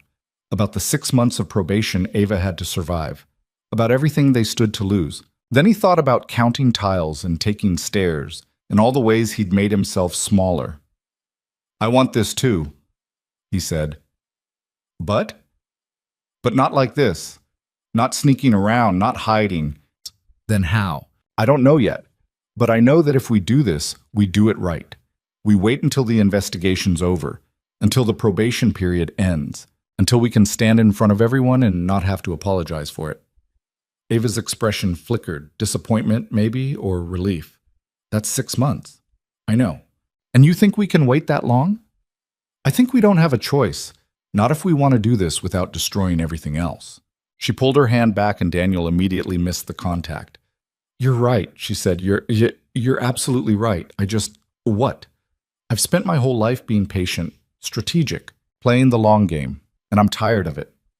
Me too, but being tired doesn't mean we get to be reckless. Ava laughed, but it sounded sad. When did you get so wise? Around the time I became responsible for a 6-year-old's entire world. They stood there for a moment, close enough to touch, but not touching. I should go, Ava said finally. Yeah. She moved toward the door, then stopped. Thank you for today, for standing up there with me. Thank you for not letting me quit. I'm still not entirely convinced that was the right call. We'll find out in 6 months. At the door, she turned back one more time. Daniel? Yeah? This waiting thing, it goes both ways, right? You're not going to change your mind? Not a chance. She smiled, and this time it was real. Good. That's good. After she left, Daniel stood at the window and watched her car disappear down the street. Then he went upstairs and checked on Sophie again, just to ground himself in what mattered most. She was still asleep, still peaceful. Tomorrow she'd have to go back to school and face more questions. Tomorrow, the news cycle would churn and people would have opinions. Tomorrow would bring 1,000 new challenges. But tonight, Daniel had told the truth and survived it. That felt like enough. The next morning started with Sophie refusing to get dressed. I don't want to go to school, she said from under her blanket. I know, baby, but you have to. Why? Because hiding doesn't make problems go away. You hid from Ava. The observation hit harder than it should have. Daniel sat on the edge of her bed. You're right. I did. And it didn't fix anything. It just made things worse. Sophie peeked out from under the blanket. Are things better now? Getting there. Is Ava your girlfriend? No? Are you going to be in trouble forever? I hope not. Be in. Sophie considered this. Katie's mom called you a bad word yesterday. Daniel felt his jaw tighten. What word? I can't say it, but it made Mrs. Chen mad. She told Katie's mom to mind her own business. Mrs. Chen is a smart woman. Am I in trouble for punching Tommy? You punched someone else? He said you were going to jail, so I punched him. Just a little bit. Daniel closed his eyes. Sophie, you can't hit people just because they say things you don't like. But he was lying. I know, but hitting him doesn't prove he's wrong. It just gets you in trouble. Then what do? You tell the truth, and you walk away. And you let grown-ups handle grown-up problems. Sophie didn't look convinced, but she got dressed. At school, Principal Davies was waiting at the front entrance with the kind of expression that meant someone had complained. Mr. Cross, could I have a word? Daniel sent Sophie to class and followed the principal to her office. We've received several calls from concerned parents, she began. About me. About the situation at your workplace. Some parents are uncomfortable with Sophie remaining in class while... She paused, choosing her words carefully. While your personal life is being discussed in the media. Daniel felt something cold settle in his stomach. Are you asking me to withdraw my daughter from school? No, but I wanted you to be aware of the concerns. My personal life has nothing to do with Sophie's education. I understand that, but perception matters in a school community. So does fairness. Sophie's being punished for something she didn't do. No one is punishing anyone. I'm simply keeping you informed. Daniel stood. Thank you for the heads up. If parents have concerns about my character, They're welcome to speak to me directly instead of gossiping behind my back. He left before Principal Davies could respond. At work, the atmosphere was strange. People who usually said hello avoided eye contact. Others went out of their way to show support, pats on the back, thumbs up, whispered encouragement in passing. Marcus intercepted him at the elevator. Conference room, now. Daniel followed him and found half a dozen colleagues waiting. What's this? Intervention, Marcus said. We heard what happened with Patricia. Wanted you to know we've got your back. A woman named Jennifer from accounting spoke up. We're drafting a letter to the board, explaining that you're a valued member of this team and what happened to you was wrong. You don't have to do that. Yeah, we do. Because if they can do this to you, they can do it to any of us. Daniel felt something in his chest crack open. Thank you. Don't thank us yet, Marcus said. Half the company still thinks you're having an affair with Ava. This letter might not change anything. But at least you'll know you're not alone in this, Jennifer added. The rest of the day passed in a blur of work that felt surreal after everything else.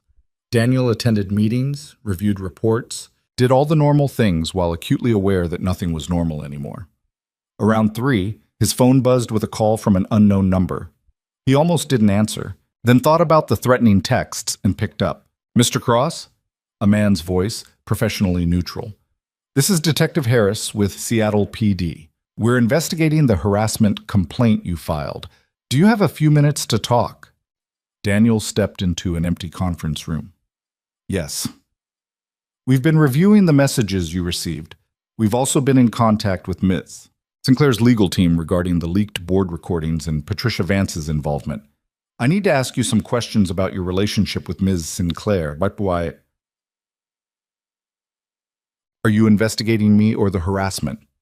Both, potentially. The circumstances of your complaint intersect with several ongoing investigations. Daniel answered questions for 20 minutes, walking the detective through everything from the first time he'd worked with Ava to the press conference yesterday. Detective Harris took notes without judgment, asking for clarification occasionally, but never editorializing. One last question, the detective said. In your professional opinion, was there anything in Ms. Vance's behavior prior to the complaint that suggested she had a grudge against Ms. Sinclair? Daniel thought back. Not that I noticed, but I wasn't in board meetings. I wouldn't have seen it. Fair enough. Thank you for your time, Mr. Cross. We'll be in touch if we need anything else. After the call ended, Daniel sat in the empty conference room and tried to process the fact that he was now part of a police investigation. His phone buzzed again. This time it was Ava.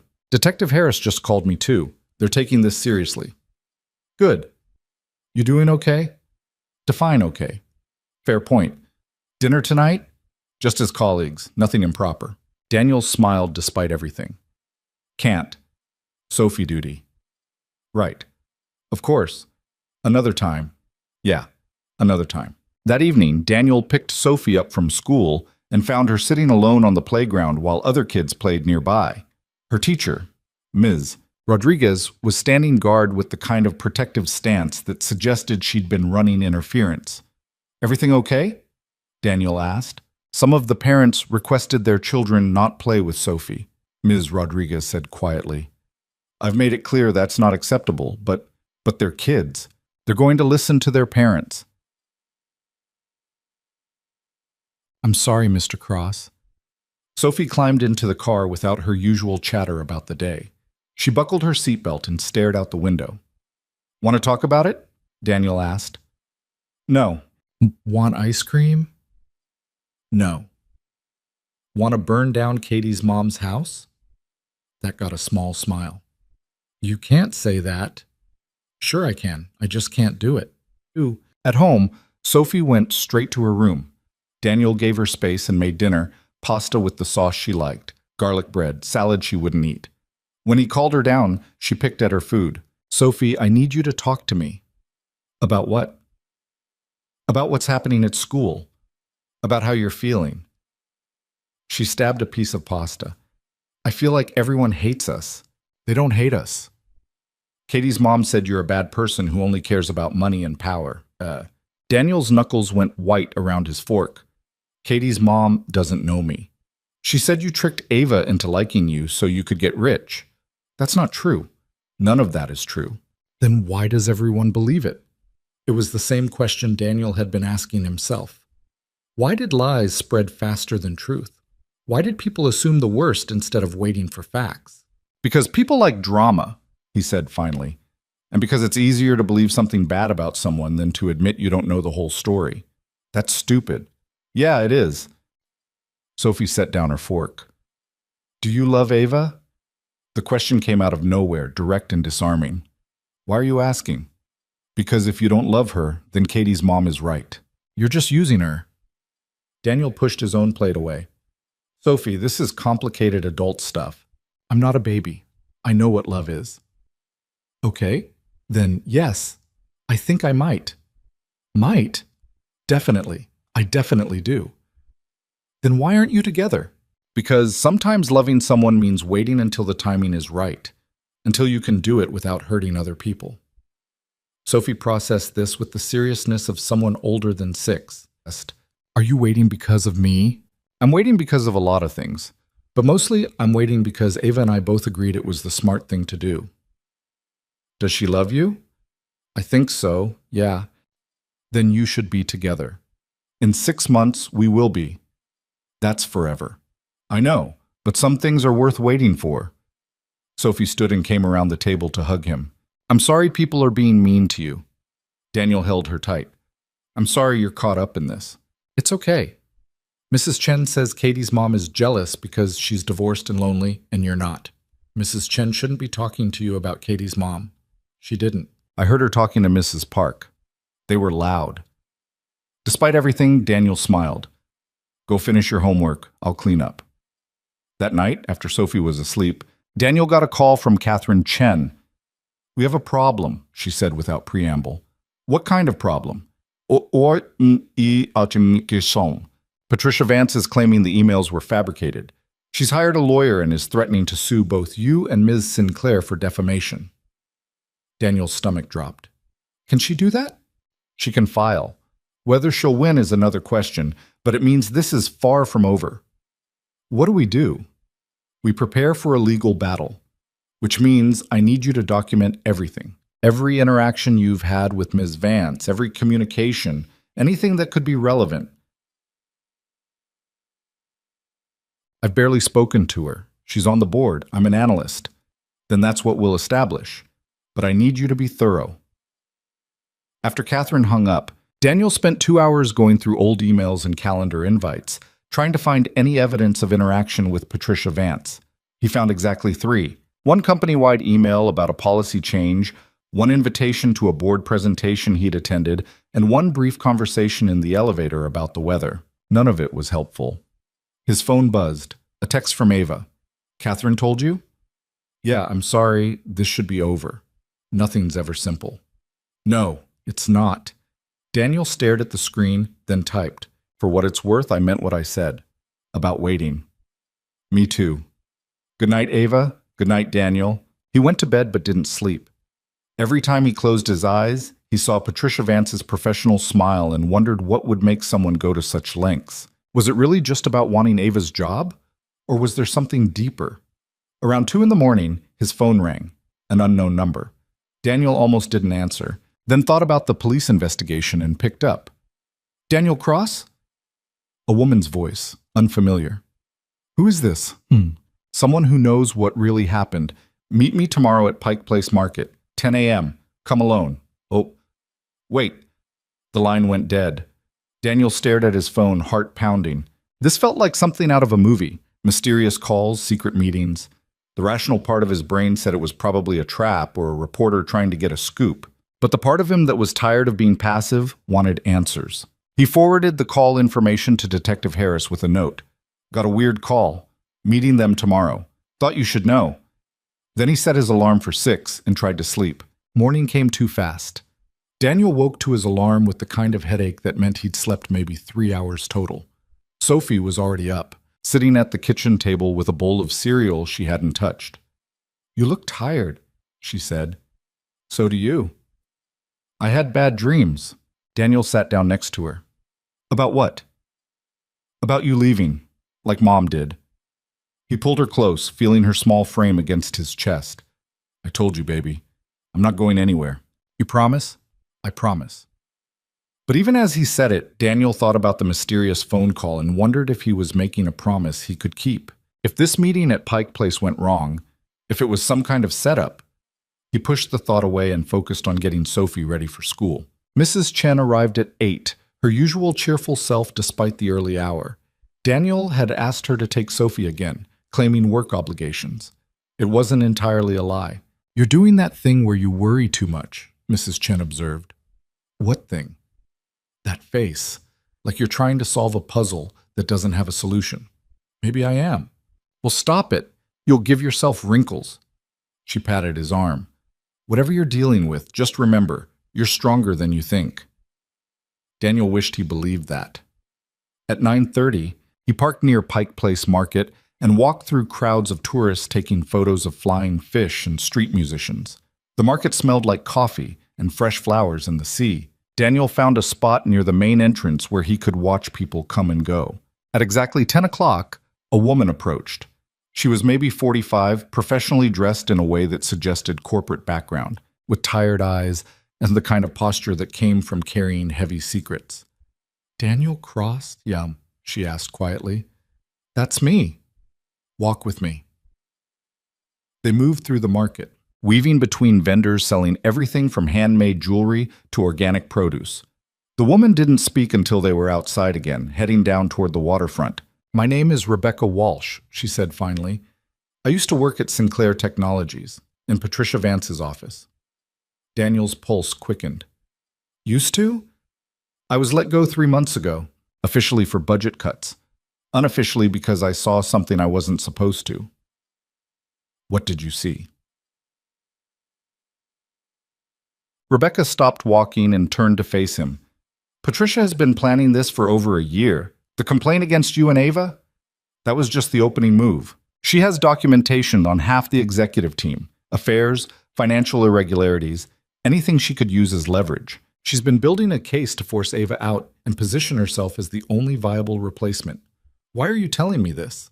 Because I'm tired of watching her destroy people, and because what she did to you, going after your daughter through the press, that crossed a line. Rebecca pulled out a flash drive. This has copies of everything. Emails, recordings, financial records showing she's been paying people to dig up dirt on Ava for months. It's enough to bury her. Daniel stared at the flash drive. Why not go to the police yourself? Because I signed an NDA when I was fired. If I come forward, Patricia will sue me into bankruptcy. But you? You're already in the fight, and this gives you the ammunition to win it.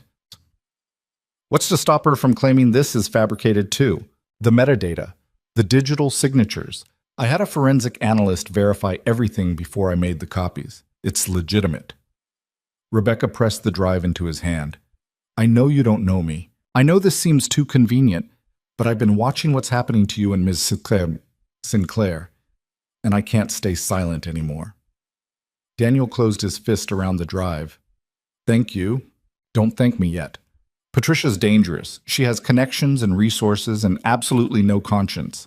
Exposing her is going to get ugly. It's already ugly. Rebecca smiled sadly. Fair point. Be careful, Mr. Cross. And tell Miss Sinclair, tell her there are people who believe in what she's built. People who don't want to see it destroyed by someone like Patricia. She walked away before Daniel could respond, disappearing into the crowd of tourists like she'd never been there. Daniel stood on the waterfront, clutching the flash drive and trying to process what had just happened. This could be exactly what they needed. Proof that Patricia had orchestrated everything, that the complaint was part of a larger scheme. Or it could be another trap, more manufactured evidence designed to make them look desperate. He called Detective Harris. I need to bring you something, Daniel said when the detective answered. Evidence related to Patricia Vance. What kind of evidence? The kind I need you to verify is legitimate before I do anything with it.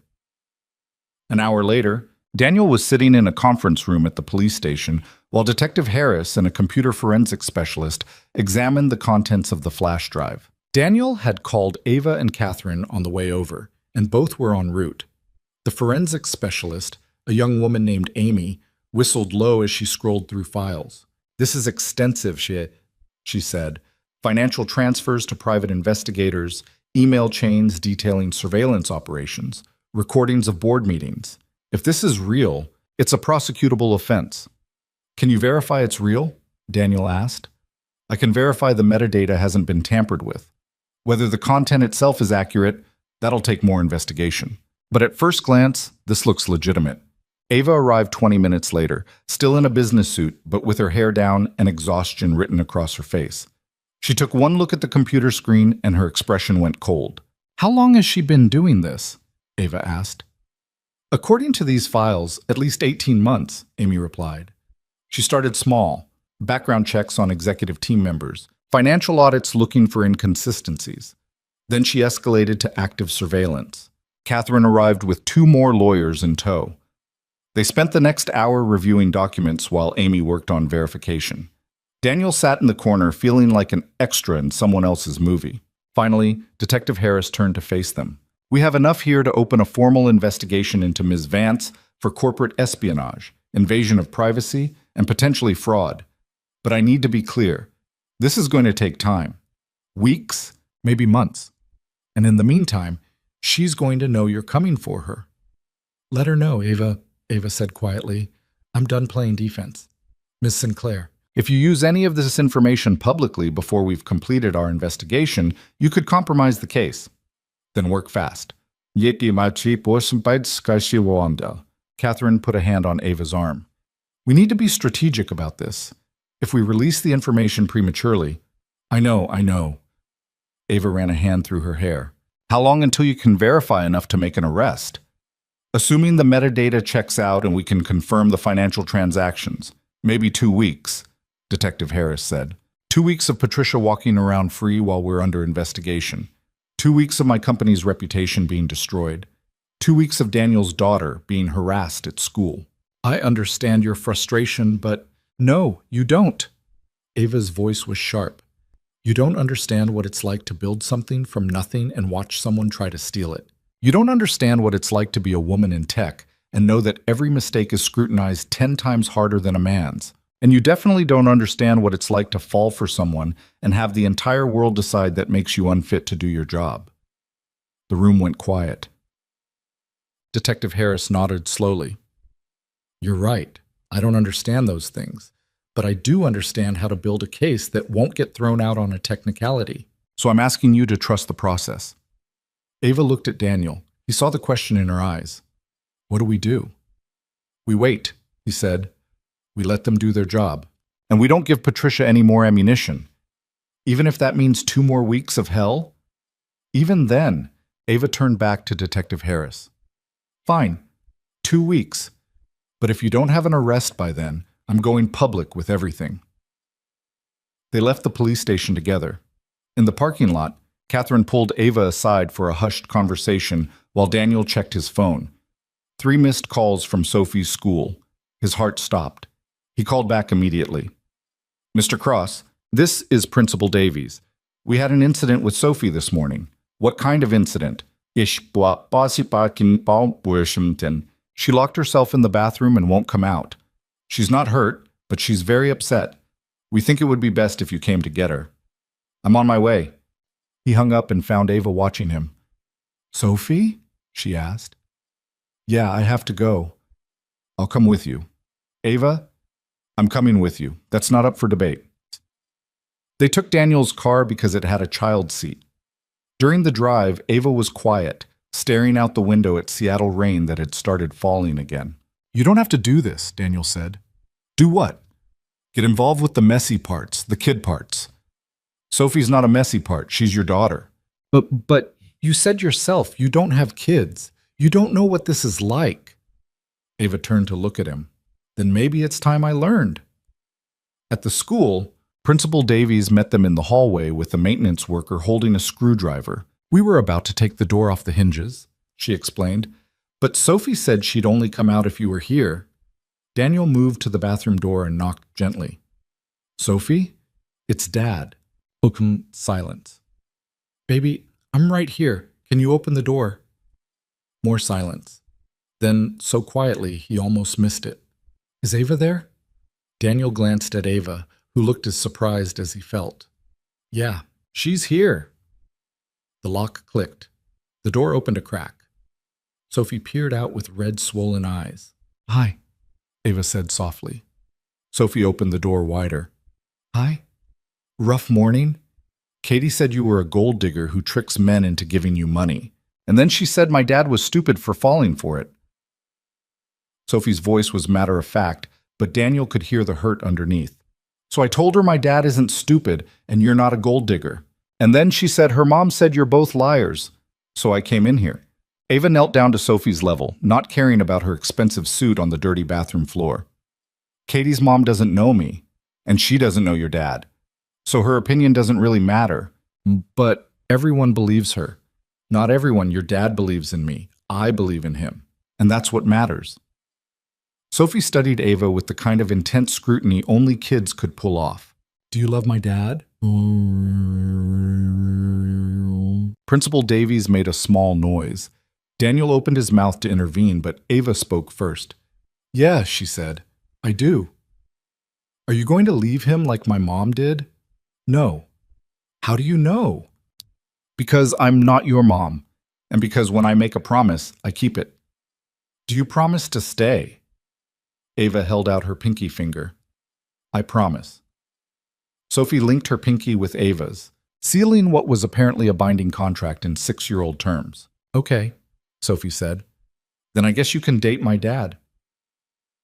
Despite everything, the stress, the exhaustion, the absolute insanity of the past week, Daniel felt something in his chest crack open and flood with warmth. Principal Davies cleared her throat. Well, I'm glad that's resolved, Sophie. Why don't you go get your backpack? I think your dad is taking you home for the day. But after Sophie left to collect her things, Principal Davies turned to Daniel. I owe you an apology. Several parents complained about the situation with you and Ms. Sinclair, and I let their concerns influence how I handled things with Sophie. That wasn't fair to either of you. Thank you, Daniel said. For what it's worth, my daughter went through something similar. Different circumstances, but the same kind of public scrutiny. It's hard on kids, but they're more resilient than we give them credit for. Sophie returned with her backpack and took Daniel's hand. Then, after a moment's hesitation, she took Ava's too. In the parking lot, Ava opened the back door of Daniel's car and helped Sophie buckle in like she'd done it 1,000 times. You're good at that, Sophie observed. I babysit sometimes, for my assistant's kids. Caroline has kids? 3 of them. They're terrors, but I like them. Sophie considered this. Do you want kids? Sophie, Daniel warned. What? It's a normal question. Ava smiled. I never really thought about it. I was always too focused on work. But lately, she glanced at Daniel. Lately, I've been thinking maybe I was wrong to rule it out. During the drive home, Sophie peppered Ava with questions. What was her favorite color? Did she like dogs or cats? Had she ever been to Disneyland? Could she do a cartwheel? Ava answered each question with the same seriousness she probably brought to board meetings. Blue. Dogs? But she'd never had one. Yes, when she was Sophie's age. No, but she could do a handstand. Can you show me? Sophie asked. Not while we're driving, but later. Maybe later. At home, Sophie ran inside to change out of her school clothes. Daniel and Ava stood in the driveway, rain falling around them. She likes you, Mai, Daniel said. I like her too. Ava paused, searching for words. She's real. No filters, no games, just honest. That's Sophie. She's lucky to have you. I'm lucky to have her. Ava moved closer, close enough that Daniel could see the exhaustion in her eyes and the vulnerability she usually kept hidden. The thing she asked me, about loving you. You didn't have to answer. I know, but I meant it. Ava, I know we agreed to wait. I know the timing is terrible, but standing in that bathroom, watching your daughter look at me like I had the power to hurt her or protect her, I realized I don't want to waste any more time pretending. Daniel's phone buzzed. He ignored it. We still have to be careful, he said. I know. The investigation, the probation period, all of it. It doesn't go away just because we're tired of waiting. I know that too. Ava took his hand. But maybe we can be careful together instead of separately. Daniel's phone buzzed again. Then again.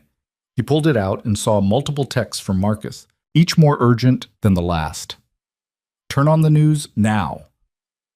Patricia just held a press conference. Daniel pulled up a news site on his phone. The headline made his blood run cold. Former board member claims CEO. Fabricated evidence demands investigation. He clicked the video. Patricia Vance stood at a podium looking professional and wronged and absolutely convincing. I am here today to defend my reputation against false accusations made by Ava Sinclair and her legal team, Patricia was saying. The so-called evidence they claim to have is fabricated. I have never engaged in corporate espionage. I have never hired private investigators to spy on Miss Sinclair or anyone else. And I certainly never orchestrated any complaint against her or Mr. Cross. She's lying, Ava said, watching over Daniel's shoulder. I know, but she's good at it. Patricia continued, what I did do was raise legitimate concerns about Miss Sinclair's leadership and judgment, concerns that were dismissed and ignored until I filed a formal complaint. Now, rather than address those concerns, Miss Sinclair has chosen to attack me personally and professionally. I will not stand for this. I am filing a lawsuit for defamation and demanding a full independent investigation into her conduct. But the video ended. Daniel and Ava stood in the rain watching water drip off the phone screen. She's getting ahead of the story, Ava said, making herself the victim before we can expose what she actually did. The evidence will prove she's lying. Will it? Or will it just become another he said, she said situation where the board decides it's easier to get rid of both of us? Daniel's phone rang. Detective Harris. I'm assuming you saw the press conference, the detective said. Yeah.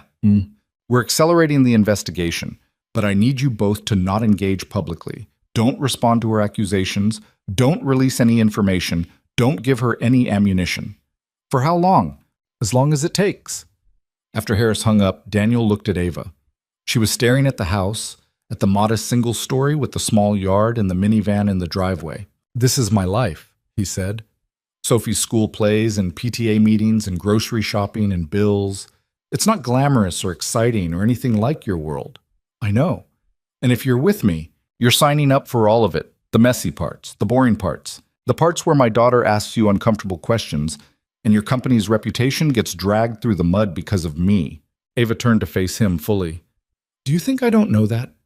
Do you think I haven't spent the last week weighing every consequence and risk and potential disaster? So why are you still here? Because for the first time in 10 years, I feel like I'm living instead of just surviving. She moved closer. I built a billion-dollar company, Daniel. I've been on magazine covers and given keynote speeches and had world leaders ask for my advice. And none of it made me feel as real as watching your daughter decide whether to trust me. Sophie appeared in the doorway. Are you guys going to come inside or just stand in the rain all day? They went inside. Ava helped Sophie make hot chocolate while Daniel changed out of his wet clothes. When he came back down, he found them at the kitchen table with mugs and marshmallows, Sophie explaining the intricate social politics of first grade. And then Tommy said his dad said that women can't be CEOs because they're too emotional. And I said, that's stupid because you're a CEO and you're not emotional at all. Ava laughed, a real laugh that Daniel had never heard before. I'm definitely emotional. I'm just good at hiding it. Why? Because people expect CEOs to be tough and serious, especially women CEOs. That's dumb. Yeah, it kind of is. Daniel's phone rang again. This time it was Catherine. The board wants an emergency meeting, she said without preamble, tomorrow morning. They're discussing next steps regarding Patricia's lawsuit and the ongoing investigations. What does that mean? It means they're trying to figure out how to make this all go away. And the easiest solution is usually the nuclear one. Clean house, get rid of everyone involved, start fresh. They'd fire Ava? They'd ask for her resignation, less messy that way. Over my dead body. That's admirable, Daniel, but you don't get a vote. You're not on the board. After Catherine hung up, Daniel sat at the table and told Ava and Sophie about the meeting. They can't fire you, Sophie said immediately. You own the company. I own controlling shares, Ava corrected. But the board can still make my life very difficult. Then fire them. It's not that simple, sweetheart. Sophie frowned. Grown-up stuff is stupid. You're not wrong. It geeks. That evening, after Sophie went to bed, Daniel and Ava sat on the couch going through the evidence Rebecca had provided. Catherine had sent over copies along with preliminary analysis from the forensics team. Everything checked out. The metadata was clean, the financial records matched bank statements, the recordings were authenticated. This should be enough, Daniel said. Should be, but Patricia's already spinning it as fabricated evidence, and half the board is looking for any excuse to push me out. Why? You've made them all rich. Because I'm young and female and I don't play their political games. Because I refuse to compromise on ethics or values. Because I scare them. Ava leaned back against the couch. Patricia's not the only one who wants me gone. She's just the one who is willing to get her hands dirty. So what do? We fight. We go into that meeting tomorrow and we lay out everything we have. We force them to choose between doing the right thing and protecting their own interests. And if they choose wrong? Ava was quiet for a long moment. Then I walk away. Take my shares and start something new. Something better. You'd really leave the company you built? I'd leave anything that requires me to compromise who I am. She looked at him. But I'm hoping it doesn't come to that. Whoa. Daniel's phone buzzed with a text from an unknown number. He almost ignored it, then saw the preview. You need to see this before the meeting. He opened it. There was a link to a video file hosted on an encrypted server. What is it? Ava asked. I don't know. He clicked the link. The video loaded slowly, then began playing. It showed Patricia Vance sitting in what looked like her home office, talking to someone off camera. The complaint is just the beginning, Patricia was saying. Once we establish a pattern of inappropriate relationships, the board will have no choice but to act. Ava thinks she's untouchable because she owns controlling shares, but she's wrong. There are other ways to force someone out. Such as? The voice off camera was male, unfamiliar, public pressure, investor concerns, legal complications. Make it painful enough and she'll resign on her own. And then you take over. And then I restore proper leadership to this company. Someone with experience and judgment. Someone who understands that business isn't about feelings, it's about profit. The video ended. Daniel and Ava stared at the screen in silence. Who sent this? Ava asked. I don't know, but it's dated 3 weeks before the complaint was filed. Which means she planned this whole thing. The complaint, the press conference, all of it. Oh! Daniel forwarded the video to Catherine and Detective Harris with a note. Received this anonymously. Appears to be Patricia Vance discussing plans to force Ava's resignation. Harris called back within minutes. Where did you get this? Anonymous text. I don't know who sent it. We need the original file. The metadata will tell us when it was recorded and potentially who filmed it. How do I get the original if I don't know who sent it? Reply to the text. Ask for it. Daniel typed, Who is this? We need the original file. The response came almost immediately. You'll get the original when Patricia's arrested. Until then, use what you have. And tell Ava she has more allies than she thinks. He showed the text to Harris. Someone inside Patricia's circle is turning on her, the detective said, which means she's losing control of the situation. But it also means she's going to get desperate. Desperate people do stupid things. How do we protect ourselves? Stay visible. Don't go anywhere alone. And for the next few days, assume you're being watched. After Harris hung up, Daniel looked at Ava. She was pale but composed. This is good, right? He asked. This proves she planned everything. It proves she's guilty, but it doesn't prove we're innocent. The board will still see this as a mess they need to clean up. So we show them the video at the meeting tomorrow. Force their hand. Or we give Patricia exactly what she wants. A public fight that makes everyone look bad. Daniel stood and paced the small living room. I'm tired of being strategic. I'm tired of worrying about optics and politics and what the board thinks. Patricia tried to destroy us. She went after Sophie. She manufactured evidence and lied to the press and is now suing us for exposing her. At some point, we have to stop playing defense and just hit back. Ava watched him with an expression he couldn't quite read. You're angrier than I've ever seen you. Damn right I'm angry. Some of us don't have the luxury of staying calm when our kids are being targeted. That's not fair, isn't it? You can walk away from this whenever you want. Start over somewhere else. But Sophie and I, this is our life, our only life. And Patricia is destroying it for no reason except ambition. You think I don't understand what's at stake? I think you understand it differently than I do. Ava stood. You're right. I don't have kids. I don't have someone depending on me the way Sophie depends on you. But that doesn't mean I don't care about what happens to her, or to you. I know. I'm sorry. I'm just tired, scared, angry. I get it, Daniel. I feel all of that too. They stood on opposite sides of the living room, the distance between them feeling wider than it actually was. What are we doing? Daniel asked quietly. Fighting for our jobs, our reputations, our future. What else can we do? We could run, take Sophie and disappear. Let Patricia have the company and the board and all the bullshit politics. Is that what you want? Daniel thought about it, really thought about it. The appeal of just walking away, starting fresh somewhere nobody knew their names or cared about their relationship. No, he said finally. I want to stay and fight. I want Sophie to see that when people try to destroy you, you don't just roll over. Then that's what we'll do. Ava moved closer, closing the distance between them. Tomorrow, we walk into that board meeting with everything we have. We show them the evidence, we show them the video, and we make them choose. Either they support us or they support Patricia. No middle ground. And if they choose Patricia, then we burn it all down and build something better. She said it with such conviction that Daniel almost believed her. They stayed up until midnight going over their presentation for the board meeting. Catherine sent over talking points and legal disclaimers. Detective Harris called to say the forensics team had verified the video was authentic and recorded 3 weeks before the complaint. At some point, Daniel made coffee. At some point, Ava kicked off her expensive heels and curled up on the couch with her laptop. And at some point, Daniel realized this was what he wanted. Not the billion-dollar company or the public scrutiny or the legal battles, but this. Someone to sit with in the middle of the night, fighting together instead of alone. Around 1 a.m, Ava's eyes started drooping. You should sleep, Daniel said.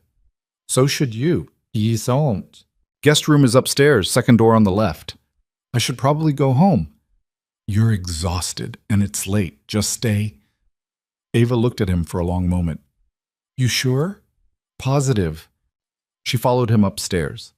The guest room was small and mostly empty. A bed, a dresser, nothing personal. Ava stood in the doorway, looking uncertain. Thank you, she said, for letting me stay. Thank you for helping with Sophie today. That thing you said about keeping promises, she needed to hear that. I meant it. I know. They stood in the hallway, close enough to touch, but not touching. Good night, Daniel. Good night, Ava. He went to his own room and lay in bed staring at the ceiling, hyper-aware that Ava was sleeping 20 feet away. It felt both significant and completely ordinary, like everything about their relationship. At 6 a.m, Daniel woke to the smell of coffee. He found Ava in the kitchen, already dressed in yesterday's suit, making breakfast for Sophie. You cook? He asked. I make passable eggs. Don't get excited. Sophie appeared, still in pajamas, and stopped short when she saw Ava. You stayed over? Sophie asked. I did. Is that okay? Sophie considered this seriously. Did you sleep in Dad's room? Sophie, Daniel started. No, Ava answered. I slept in the guest room. Oh, okay then. Sophie climbed onto a chair. Can I have chocolate chips in my pancakes? We're having eggs, Daniel said. Eggs are boring. Eggs are nutritious. Sophie made a face but accepted the plate Ava handed her. During breakfast, Daniel's phone rang. Marcus. You need to get to the office early, Marcus said. There are reporters everywhere. They know about the board meeting. How? Someone leaked it. My money's on Patricia trying to create more pressure. Great, just great. After Marcus hung up, Daniel explained the situation to Ava. We should go in together, she said. Show a united front. That'll just feed the narrative that we're in a relationship. We are in a relationship. Maybe not officially, but we're in this together. Might as well own it. Sophie looked up from her eggs. Does this mean you're boyfriend and girlfriend now? Daniel and Ava exchanged glances. It's complicated, Daniel said. That's what grown-ups always say when the answer is yes. Sophie returned to her breakfast, apparently satisfied with that logic. Mrs. Chen arrived at 7 to watch Sophie. She took one look at Ava and smiled knowingly but didn't comment. Good luck today, Shol, she told Daniel. And remember, the truth has a way of coming out. Daniel hoped she was right. The drive to Sinclair Technologies was tense. Neither Daniel nor Ava spoke much, both lost in their own thoughts about what the next few hours would bring. When they pulled into the parking garage, they could see news vans lined up outside the building. Ready? Ava asked. No, but let's do it anyway. They walked into the building together. Cameras flashed. Reporters shouted questions. Security escorted them through the lobby and into the elevator. On the 23rd floor, the board was already assembled. Richard sat at the head of the table with the same neutral expression he'd worn through every crisis. The other board members looked uncomfortable, caught between duty and self-preservation. Catherine was there with her legal team. Detective Harris stood in the corner, officially observing. And at the far end of the table sat Patricia Vance with her own lawyer, looking calm and confident. Thank you all for coming, Richard began. We're here to address the ongoing situation regarding allegations of misconduct, the subsequent investigations, and the lawsuit filed by Ms. Vance. I think it's in everyone's best interest to resolve this quickly and quietly. Quietly? Ava's voice cut through the room. There's nothing quiet about what's happened. Patricia orchestrated a campaign to force my resignation. She manufactured evidence, hired private investigators, and leaked confidential board discussions to the press. And now she has the audacity to sit here and play victim? Ms. Sinclair, Patricia's lawyer interjected. Those are serious accusations that you cannot prove. Catherine opened her laptop. Actually, we can. May I? Richard nodded. Catherine pulled up the video Daniel had received. The room fell silent as Patricia's voice filled the space, discussing her plans to force Ava out. When it ended, Patricia looked pale, but composed. That video is out of context, she said. I was discussing hypothetical scenarios with a consultant. Hypothetical scenarios that you then executed exactly? Ava shot back. I executed nothing. The complaint I filed was legitimate. What you and Mr. Cross chose to do in response, that's not my responsibility. Detective Harris stepped forward. Ms. Vance, we've verified the financial records showing payments to multiple private investigation firms. We have emails detailing surveillance operations.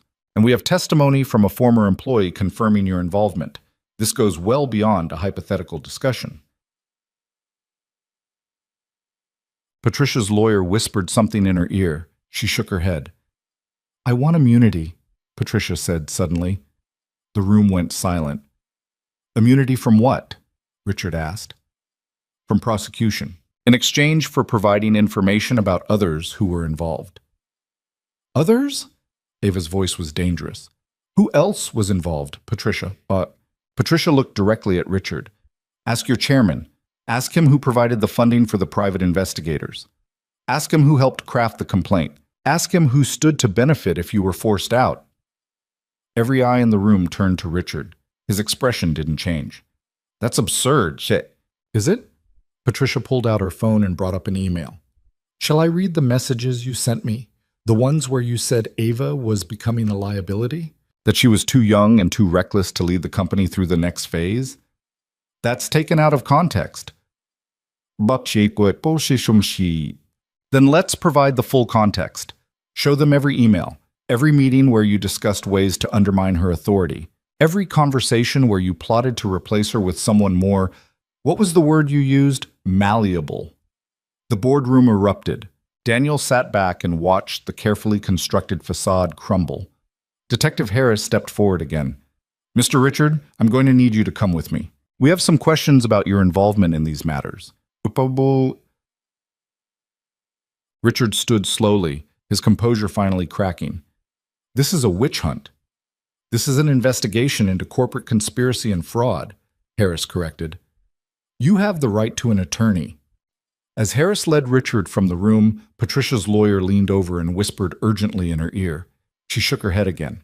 I'm done protecting people who threw me under the bus, Patricia said to the room. Yes, I filed the complaint. Yes, I hired investigators, but I did it with board approval and funding. I did it because I was told it was necessary to protect the company, and now that it's blown up, everyone wants to pretend they weren't involved. She stood.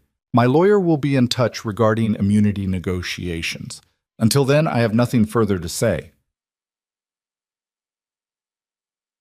Patricia left, her lawyer trailing behind her. The remaining board members sat in stunned silence. Finally, one of them, a woman named Jennifer, who'd always been supportive of Ava, spoke up. I think we owe Ms. Sinclair and Mr. Cross an apology, a significant one. The others murmured agreement. Ava stood. I don't want your apologies. I want your resignations, all of you. Ms. Sinclair, you either knew what Richard and Patricia were doing and said nothing, or you were incompetent enough not to notice. Either way, you've proven you're not fit to serve on this board. Ava's voice was ice. I'm calling for a special shareholder meeting to replace every single one of you, and if you think I don't have the votes, you're about to be very surprised. She walked out. Daniel followed. In the hallway, Ava was shaking. You okay? He asked. I just fired my entire board. But they deserved it. Maybe. But now I have to rebuild from scratch. You've done it before. Ava leaned against the wall, suddenly looking exhausted. I don't know if I can do this anymore. Daniel, the politics, the games, the constant fighting. Maybe Patricia was right. Maybe I'm not cut out for this. Hey. Daniel moved in front of her, forcing her to look at him. Patricia was wrong about everything. You're not too young or too reckless or too emotional. You're exactly what this company needs. Someone who actually gives a damn about doing the right thing. Even if the right thing means burning everything down, especially then. Ava's phone rang. She glanced at it and showed Daniel the screen. It was Caroline. The press is reporting that Richard was taken in for questioning, Caroline said when Ava answered. Social media is going crazy. Investors are calling. We need a statement. Draft something about the ongoing investigation and our commitment to transparency. I'll review it in an hour. After she hung up, Ava looked at Daniel. Want to get out of here? Where? Anywhere that's not a boardroom or a police station or anywhere someone has a camera. They ended up at a small park near the waterfront, sitting on a bench watching boats move across the harbor. It was quiet here, removed from the chaos of the office and the news cycle. Sophie asked me this morning if we were boyfriend and girlfriend, Daniel said. What did you tell her? That it's complicated. Is it? I think we've earned the right to make it simple. Ava leaned against him, her head on his shoulder. They sat there for a long time, not talking, just existing in the same space without cameras or lawyers or board members. Finally, Ava spoke. 6 months feels like a very long time. Yeah, but I meant what I said about waiting, about doing this right. Me too. So we wait. We wait. But sitting there with her head on his shoulder and her hand in his, waiting didn't feel as impossible as it had a week ago. It felt like a promise they were both strong enough to keep. Daniel's phone buzzed as they walked back to the car. A text from Sophie's school, not Principal Davies this time, but Ms. Rodriguez. Sophie had a great day today. Thought you should know. He showed it to Ava, who smiled. See? Things are already getting better. One good day doesn't erase the damage. No, but it's a start. The news broke that evening while Daniel was helping Sophie with homework. His phone exploded with notifications, texts, calls, news alerts. The headline was everywhere. Sinclair Technologies board chairman arrested in corporate espionage scheme. Sophie looked up from her math worksheet. What's espionage? Spying. It's when someone spies on people they're not supposed to. Like the bad guys in spy movies? Kind of like that. Is that what happened to you and Ava? Daniel set down his phone and focused on his daughter.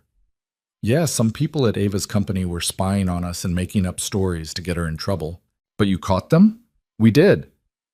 Sophie went back to her math problem, apparently satisfied. Daniel wished he could process it that simply. By 8 o'clock, every major news outlet was covering the story.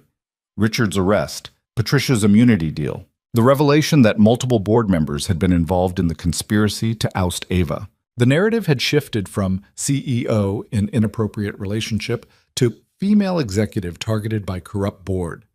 Ava called around 9. You watching the news, what? She asked. Can't avoid it.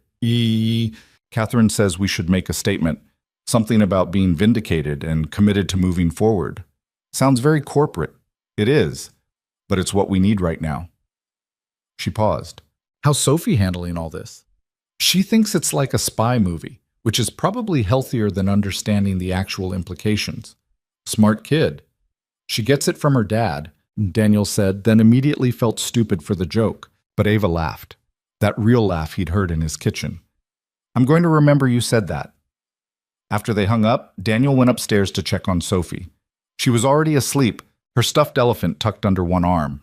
He stood in the doorway watching her breathe, feeling the weight of the past 2 weeks settle into his bones. They'd won, or at least survived. But at what cost? The next morning brought more fallout. 3 more board members resigned before Ava could fire them. 2 major investors called emergency meetings to discuss leadership stability. And the press camped outside Sinclair Technologies turned from hostile to curious, wanting to know how Ava would rebuild. Daniel went to work expecting chaos. Instead, he found something closer to celebration. Colleagues he barely knew stopped by his desk to congratulate him. Marcus brought coffee and donuts like it was someone's birthday. You're a hero, Marcus said. I'm not a hero. I just didn't quit. Same thing in this economy. Heat. Around 10, Daniel got called to the executive floor.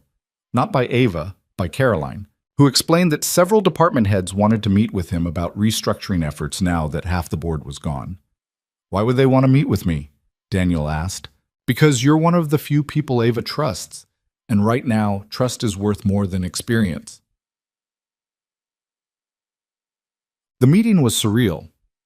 Daniel sat in a conference room with vice presidents and senior directors, all of them asking his opinion on everything from new board candidates to revised oversight policies. He felt wildly out of his depth but tried to contribute where he could. Afterward, Ava pulled him aside. How did that feel? She asked. Terrifying. Good. You're taking the director of operations role. Daniel stared at her. What? The position opened up when Richard was arrested. You're qualified, you understand the company's operational challenges, and people actually like working with you. The job's yours if you want it. Ava, I can't. Why not? Because people will say you're giving it to me because of our relationships. People said we were having an affair when we weren't even speaking. I've stopped caring what people say. She crossed her arms. The question is whether you want the job, not whether it looks appropriate. Daniel thought about it. The promotion would mean more responsibility, better pay, longer hours. It would also mean working more closely with Ava, which violated every instinct he had about maintaining professional distance. But those instincts had gotten him nowhere except miserable and counting tiles. I want it, he said. Good. You start Monday. That's 3 days away. Plenty of time to panic and then get over it. Over the next 72 hours, Daniel's life transformed. HR processed his promotion paperwork. He moved from his cubicle to an actual office with a door and a window. Marcus threw him an impromptu party involving cheap champagne and a cake that said "finally" in frosting. Sophie took the news with her usual directness. Does this mean we're rich now? She asked over dinner. It means I got a raise. We're not rich. But richer than before? A little bit. Can we get a dog? No. Why not? Because I'm going to be working more hours and you're in school all day. A dog needs attention. Sophie stabbed at her chicken nuggets. This is the worst promotion ever. Despite the chaos at work, Sophie's life started normalizing. The kids at school stopped asking about the scandal. Katie's mom apparently got bored with the drama and moved on to gossiping about someone else. Ms. Rodriguez reported that Sophie was participating more in class, even volunteering to read aloud. She seems lighter, the teacher said during a brief conversation at pickup. Whatever was weighing on her, it's better now. Daniel knew what had changed. The uncertainty was gone. The threat of losing everything had passed. Sophie could just be a kid again instead of worrying about whether her dad was about to disappear. On Friday evening, Ava showed up at the house with Thai food and a bottle of wine. I'm celebrating, Shyam, she announced when Daniel answered the door. And you're celebrating with me. What are we celebrating? The new board is confirmed. All 7 members are people I actually trust. No more Richard clones plotting to undermine me. Sophie appeared behind Daniel. Ava, are you staying for dinner? If that's okay with your dad. It's okay, Sophie said before Daniel could answer. We're having nuggets, but Thai food is better, but... They ate at the kitchen table, Sophie monopolizing the conversation with detailed explanations of playground politics, and her ongoing feud with a boy named Marcus, who kept stealing her erasers. You should tell the teacher, Ava suggested. I did. She said Marcus probably likes me. And what do you think? Sophie made a face. I think Marcus is annoying and should get his own erasers. After dinner, Sophie convinced Ava to play board games. They ended up on the living room floor with Monopoly spread between them, Sophie taking the game very seriously while Ava kept landing on properties she didn't want. You're terrible at this, Sophie observed. I'm terrible at most games. I'm too competitive. But you're losing, which is making me more competitive. It's a vicious cycle. Daniel watched from the couch, supposedly checking work emails, but mostly just observing. Ava fit here in a way that shouldn't have worked. Her expensive clothes and polished appearance should have clashed with the worn furniture and Sophie's scattered toys. But instead she looked comfortable, like she'd been doing this for years. Around 8, Sophie started yawning. Daniel sent her to get ready for bed, and she went without the usual protests. She likes you, Daniel said when they were alone. The feeling's mutual. Ava paused, searching for words. She makes everything make sense. All the work stress and board drama and public scrutiny, it all seems smaller when I'm helping her bankrupt me in Monopoly. She did destroy you pretty thoroughly.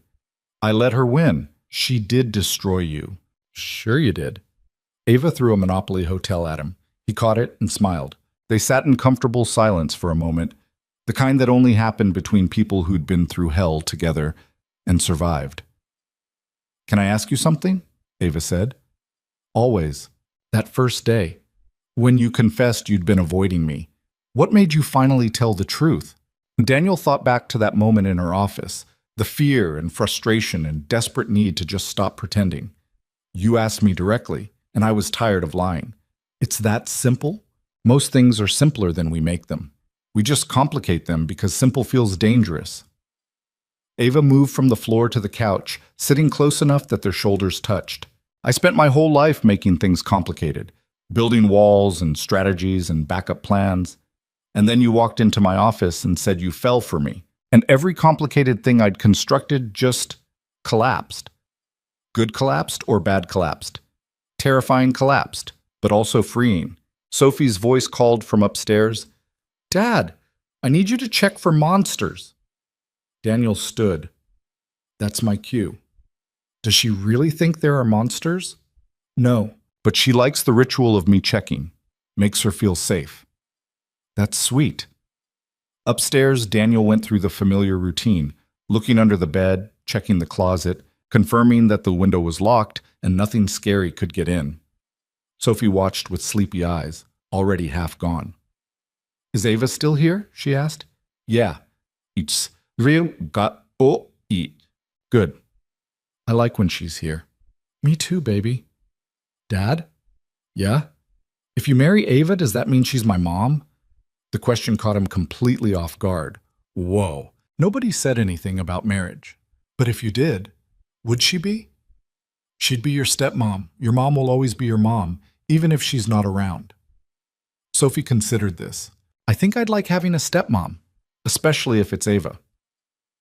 Let's not get ahead of ourselves. You're going to marry her, though, I can tell. Oh, really? How can you tell?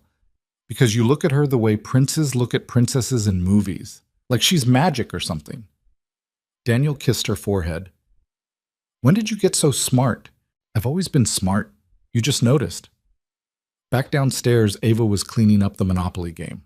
Daniel helped, and they worked in silence until everything was packed away. Sophie thinks we're going to get married, Daniel said.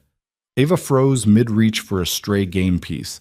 What? Well, she asked what would happen if we did, if you'd be her stepmom. And what did you tell her?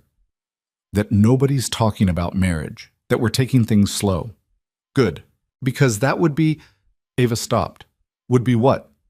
She sat back down on the couch. I don't know. Crazy? Presumptuous? Way too fast? All of those things. But also...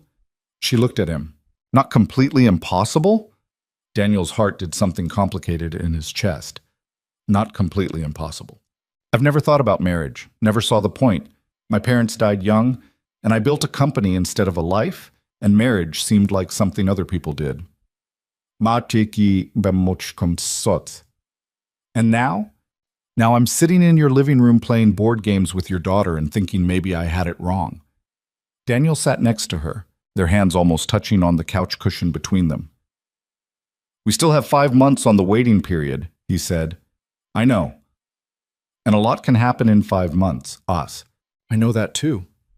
But, Ava took his hand, but I'm not going anywhere, and I think you should know that. I'm not going anywhere either. They sat like that until Ava's phone buzzed with an investor call she couldn't ignore.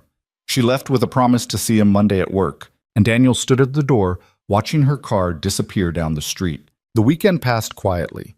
Daniel took Sophie to the park, helped her with a school project about community helpers, and tried not to think about how much his life had changed in 2 weeks. On Sunday evening, Marcus called. You see the news? Marcus asked. I've been avoiding the news. Patricia took a plea deal. She's cooperating fully in exchange for reduced charges, which means she's going to testify against Richard and everyone else involved. Good. There's more. Apparently she had recordings of everything, every meeting, every conversation, every scheme. The prosecutors have enough evidence to put Richard away for years. Daniel felt something settle in his chest.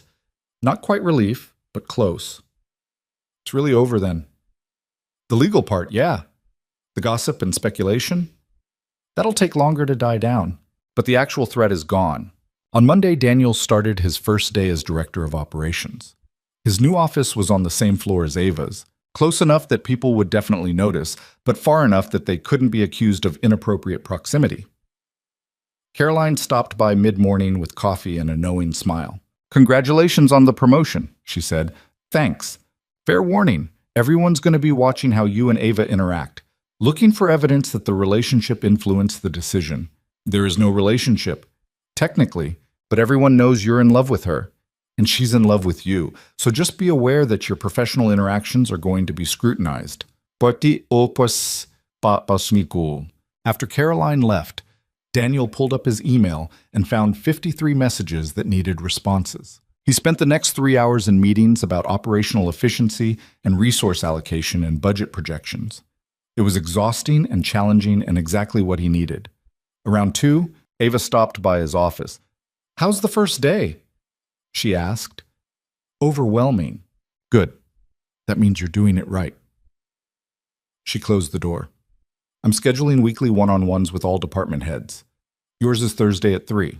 Come prepared to discuss Q2 projections and staffing needs. Very professional. I'm trying this new thing where I separate personal and professional. How's that working? Terribly. I keep wanting to ask if you're free for dinner instead of talking about projections. Daniel smiled. Rain check on dinner? Always. She left before he could say anything else, and Daniel went back to work feeling lighter than he had in months. The next few weeks fell into a routine. Daniel threw himself into his new role, learning the systems and processes and political dynamics of upper management. Sophie continued her slow return to normal, making friends again and bringing home better grades. And Ava rebuilt her company with the kind of focused determination that had made her a billionaire in the first place. They saw each other almost daily. Meetings, strategy sessions, the occasional lunch in the executive cafeteria. Always professional, always careful, always aware of the 5-month clock ticking down. But sometimes, late at night when they were both still working, Ava would text him. Nothing inappropriate. Just thoughts about the day, questions about Sophie, random observations. And Daniel would respond, and they'd have these conversations that felt more intimate than anything physical could be. 6 weeks after Richard's arrest, the criminal trial began. The prosecution had overwhelming evidence, recordings, financial documents, testimony from Rebecca and other former employees who'd watched Patricia's scheme unfold. Richard's defense was weak, built on claims that he was protecting the company's interests. The trial lasted 3 weeks. Daniel attended when he could, sitting in the gallery watching justice slowly grind forward. Ava testified on day 12, explaining the impact of the conspiracy on her company and her reputation. She was composed and articulate, every inch the CEO, who'd built something remarkable. On day 21, the jury returned a guilty verdict on all counts. Richard was sentenced to 7 years in federal prison. Patricia, having cooperated with prosecutors, got 18 months in community service. That evening, Ava showed up at Daniel's house again.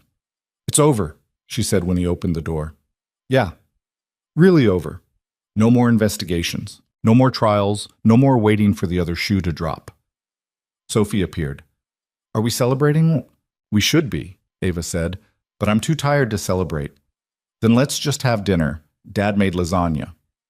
They ate together, the three of them around the kitchen table like it was the most natural thing in the world. Sophie chattered about her day, Daniel listened, and Ava contributed occasionally with the kind of dry humor that made Sophie giggle. After Sophie went to bed, Daniel and Ava sat on the back porch watching the Seattle skyline light up in the distance. 3 more months, Ava said quietly. I know. Think we can make it? We've made it this far. She leaned against him, her head on his shoulder. I keep having this fantasy. About what happens when the waiting period ends. What kind of fantasy?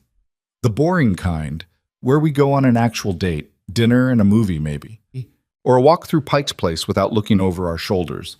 Just normal couple things. That doesn't sound boring. Right, it does compared to corporate espionage and criminal trials. Daniel laughed. I could use some boring. Me too. They sat in silence, comfortable and exhausted and hopeful in a way that felt fragile but real. The next 3 months passed faster than Daniel expected. Work consumed most of his time. The director of operations role turned out to be even more demanding than he'd anticipated. Sophie started second grade with a new teacher who didn't know anything about the scandal. And Ava transformed Sinclair Technologies into something leaner and more focused, cutting dead weight and investing in innovation. They still saw each other almost daily, still had those late-night text conversations, still maintained careful professional distance that everyone saw through but couldn't prove. And slowly, the media interest faded. New scandals emerged. Other CEOs did questionable things. The news cycle moved on, and Daniel and Ava became just another story that people half remembered. On the 6-month anniversary of Ava's probation period beginning, Daniel woke to a text. We made it. He stared at the message for a long moment, feeling something unlock in his chest. We did, he replied. Dinner tonight? Actual date, not work meeting? Yes, Mrs.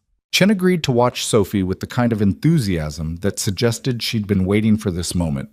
Sophie, when told about the date, demanded to help pick out Daniel's outfit. You have to look nice, she insisted, pulling clothes from his closet. Like fancy restaurant nice. How do you know where we're going? Because Ava's fancy. Obviously, you're going somewhere fancy. She wasn't wrong. Ava had made reservations at a restaurant Daniel couldn't afford, even with his promotion. The kind of place that required jackets and had wine lists thicker than novels. He picked Ava up at her apartment, the first time he'd been there since that night months ago when she'd shown up at his door. She answered wearing a black dress that made Daniel forget how to form sentences. You look... He stopped, started over. Wow. You clean up pretty well yourself. In the car, there was a moment of awkward silence. They'd spent months talking every day, but this felt different. Official. Like they were starting something new instead of continuing something that had always been there. I'm nervous, Ava admitted. So am I. That's ridiculous. We've survived corporate espionage and criminal trials. Dinner shouldn't be scary. And yet, the restaurant was exactly as fancy as Sophie had predicted. White tablecloths, candlelight, servers who moved like ghosts. They were seated at a corner table with enough privacy that Daniel could almost forget they were in public. I don't know what to order, he confessed, staring at the menu. Everything's in French. The salmon's good. So is the duck. You've been here before? Client dinners, investor meetings.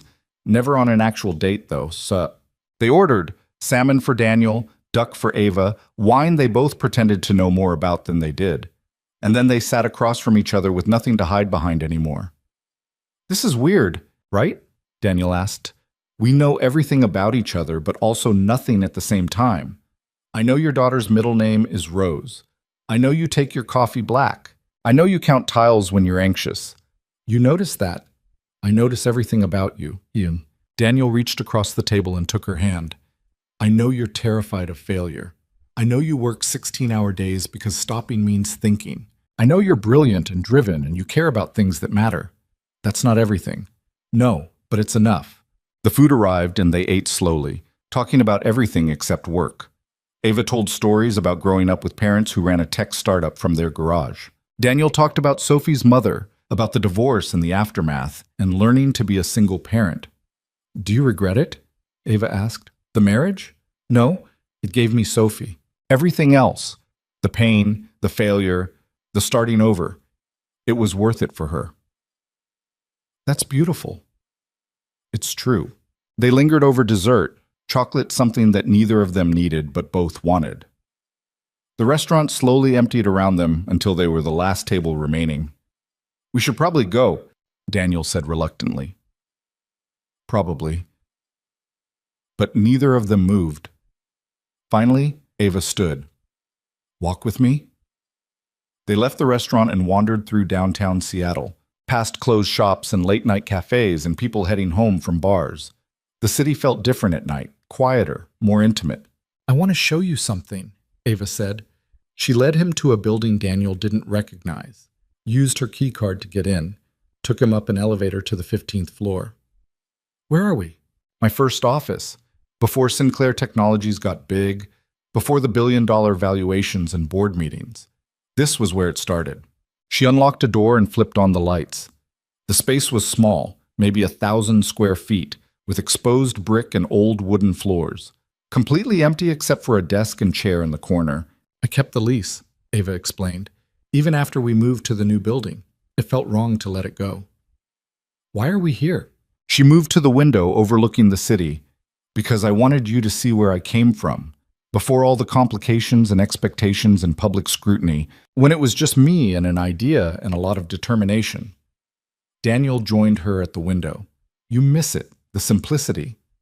Sometimes, most of the time I love what I've built, but occasionally I wonder what it would have been like to stay small, to build something sustainable instead of spectacular. You can still do that. You're only 30. 30 with responsibilities to thousands of employees and investors and stakeholders. I can't just walk away. I wasn't suggesting you walk away, just that you remember you have choices. Ava turned to face him fully. What would you do if you could choose anything? I'd choose this. You, Sophie, a job I'm good at. Maybe add a dog eventually, but Sophie's lobbying pretty hard for that. That's it? No grand ambitions? My grand ambition is to be happy. Everything else is just details.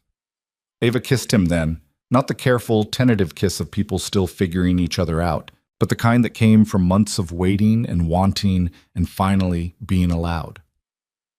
When they pulled apart, Daniel rested his forehead against hers. We should probably take this slow, he said. Probably. Talk about expectations and boundaries and all that mature adult stuff. Definitely. But right now I just want to kiss you again. Then do it. So he did. They stayed in that empty office until well past midnight, talking and kissing and planning a future that felt both terrifying and inevitable. Ava told him about her fears, that she'd be bad at relationships, that she'd disappoint Sophie, that loving someone would make her vulnerable in ways she couldn't control. Daniel admitted his own anxieties, that he wasn't enough for her, that his life was too small and ordinary, that eventually she'd realize she'd made a mistake. You're overthinking this, Ava said. That's kind of my thing. Mine too. We're going to be disasters together. Probably the best kind of disaster, though. When Daniel finally got home, it was nearly 2 a.m. Mrs. Chen was asleep on the couch. He woke her gently, apologized for the late hour, and thanked her profusely. Don't apologize, she said with a knowing smile. Young love deserves late nights. After she left, Daniel checked on Sophie, found her sprawled across her bed with her elephant on the floor, and then collapsed into his own bed fully clothed. His phone buzzed with a text from Ava. Thank you for tonight. Thank you for waiting 6 months. It was worth it. Yeah, it was. Daniel fell asleep smiling, and for the first time in as long as he could remember, He didn't dream about disasters or failures or things falling apart. He just slept, peaceful and content and hopeful about tomorrow. Morning came with Sophie jumping on his bed. "Dad, Mrs. Chen said you went on a date with Ava." Daniel groaned and pulled a pillow over his face. "It's too early for this conversation." "Was it romantic? Did you kiss her?" Sophie. "You did! I can tell because you're embarrassed." Daniel sat up and pulled his daughter into a hug. "Yes, I went on a date. Yes, it was nice. And that's all I'm telling you." "Are you boyfriend and girlfriend now?" "Officially?" "Officially." Sophie whooped and ran from the room, presumably to tell her stuffed animals the news. Daniel's phone rang. "Marcus." "Dude, you're trending on Twitter again," Marcus said without preamble. "What? Why?" "Oh, saw it this morning. Someone spotted you and Ava at that fancy restaurant last night. There are photos." Daniel's stomach dropped. "What kind of photos?" "The kind where you're holding hands and looking at each other like you're in a rom-com. It's actually pretty cute, but also very public." "Damn it." "Relax.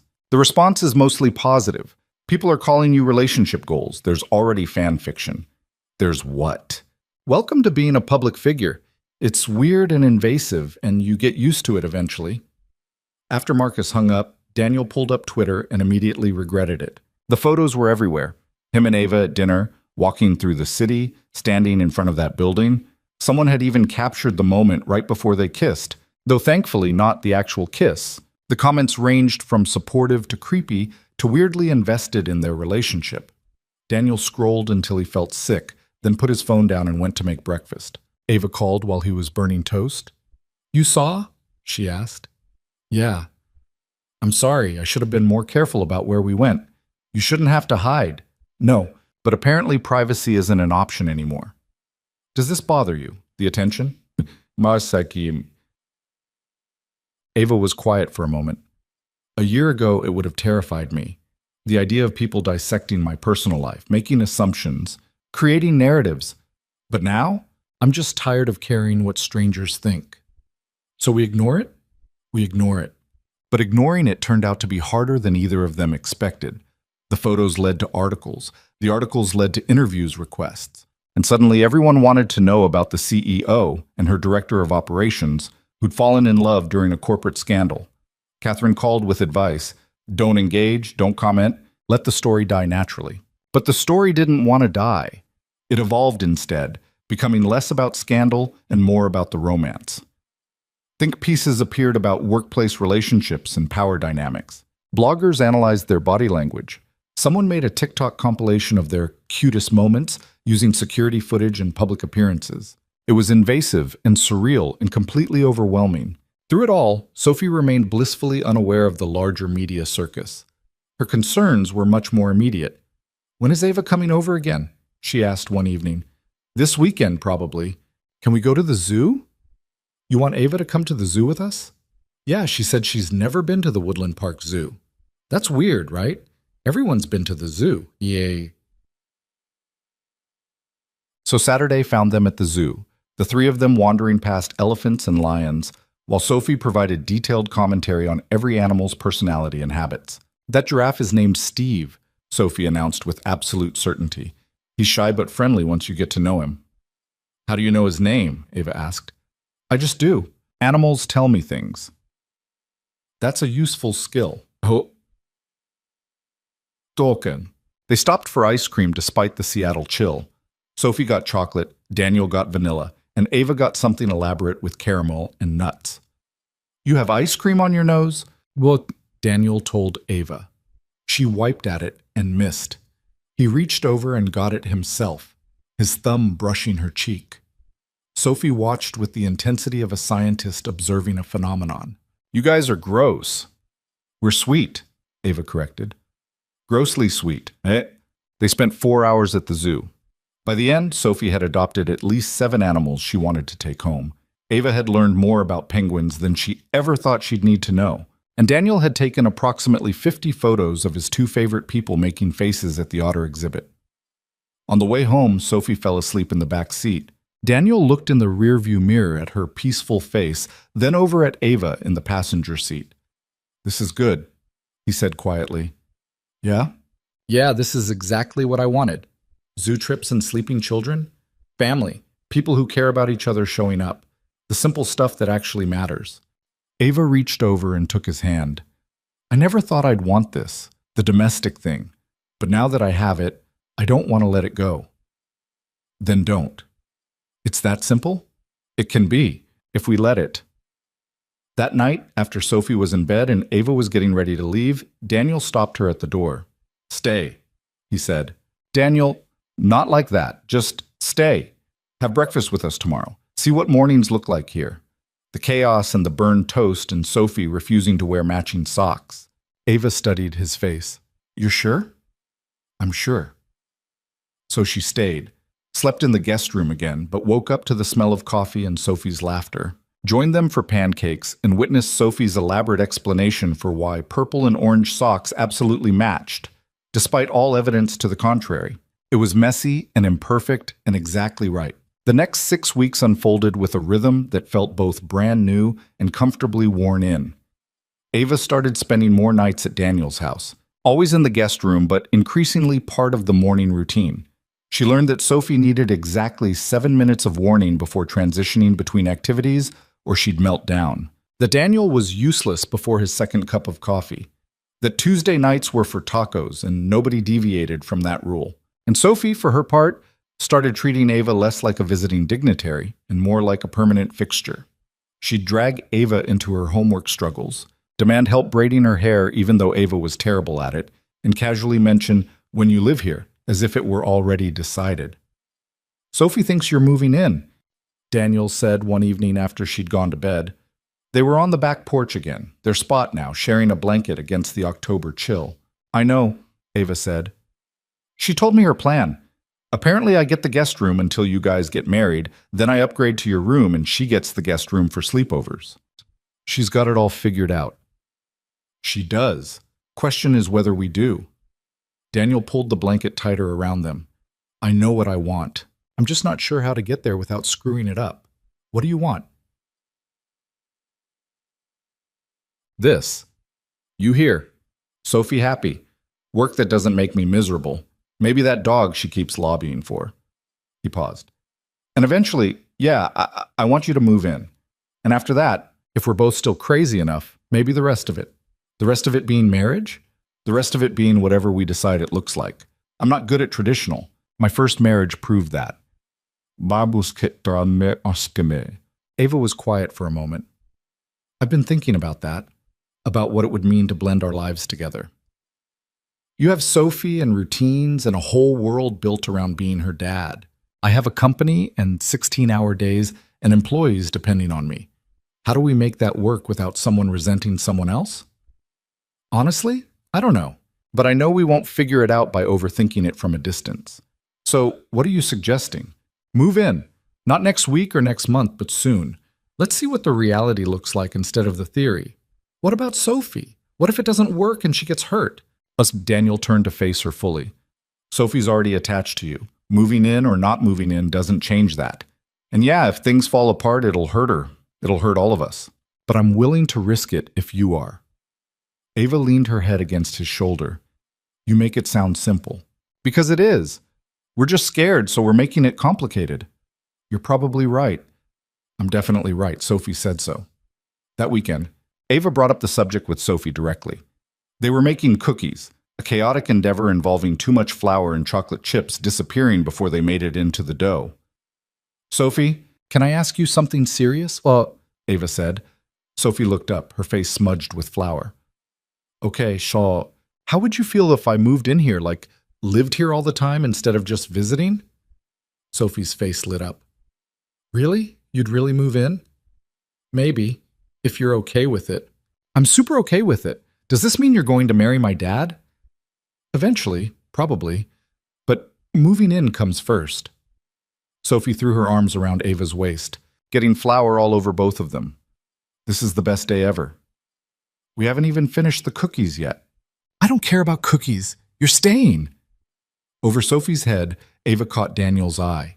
He was leaning against the doorway with an expression that made her chest tight. Looks like it's decided, he said. Looks like? Geht's schon super, bomb, dids. The actual moving process took 3 weeks. Ava's apartment was full of expensive furniture that didn't fit Daniel's modest house, so most of it went into storage. She kept the essentials, clothes, her ridiculous collection of business books, a painting her mother had loved. Sophie helped unpack, providing running commentary on every item. Why do you have so many black suits? Don't you own any colors? I own colors. They're just all variations of black and gray. That's sad. We should take you shopping. Your dad already tried that. I'm a lost cause. Daniel appeared in the doorway of what was now their shared bedroom. I did not try. I succeeded. You own a blue sweater now. That I've never worn. Because you're stubborn, E. Sophie looked between them with delight. You guys argue like an old married couple. We're not old, Ava protested. Or married, Daniel added. Yet, Sophie said with absolute confidence, work became its own kind of adjustment. Dating your boss was one thing. Living with her was another. They established rules. No work talk after 8 p.m., no bringing company stress home to Sophie, separate cars to the office so people wouldn't assume they were joined at the hip. But the rules lasted about a week before they started bending them. Because when Ava was stressed about investor meetings, Daniel was the one who could talk her down. And when Daniel was overwhelmed by his new responsibilities, Ava understood in ways no one else could. Marcus found the whole thing endlessly entertaining. You know people are taking bets on when you'll get engaged, right? He said one day at lunch. People need hobbies. This is their hobby. Current over-under is 6 months. I've got money on 3. You bet on my relationship? I bet on true love. There's a difference. You're an idiot. An idiot who's going to be $50 richer when you prove me right. 3 months into living together, they hit their first real fight. It started small, Ava working late again, missing dinner with Sophie again, canceling plans again because of some crisis at work. You said you'd be home by 6, Daniel said when she finally walked in at 9:30. I know. The meeting ran over. They always run over. Because I run a company, Daniel. Meetings run over. Crises happen. You knew this when we started dating. I knew you worked a lot. I didn't know you'd use work to avoid being here when things got hard. Ava stopped mid-motion, her bag still on her shoulder. Excuse me? Sophie had a bad day. She needed you, and you weren't here. I had a board meeting that I couldn't skip. You always have something you can't skip. And I get it. I do. But Sophie doesn't understand that the reason you're not here is because some investor needed reassurance. She just knows you promised to help with her science project, and you broke that promise. So I'm a terrible person now because I have responsibilities? No. You're someone who's scared of getting too close, so you're hiding behind work. The words hung between them, sharp and true. Ava's expression went cold. You don't know what you're talking about. Don't I? Every time things get real here, every time Sophie starts depending on you or I start needing you, you find a reason to work late, to be somewhere else, to maintain distance. That's not fair. It's completely fair. You're terrified of this, of us, of being vulnerable enough to actually need someone. And you're terrified I'm going to leave, so you're pushing me away first, picking fights so when I do leave, you can say you saw it coming. Daniel felt that hit home. Maybe we're both scared. Maybe we are.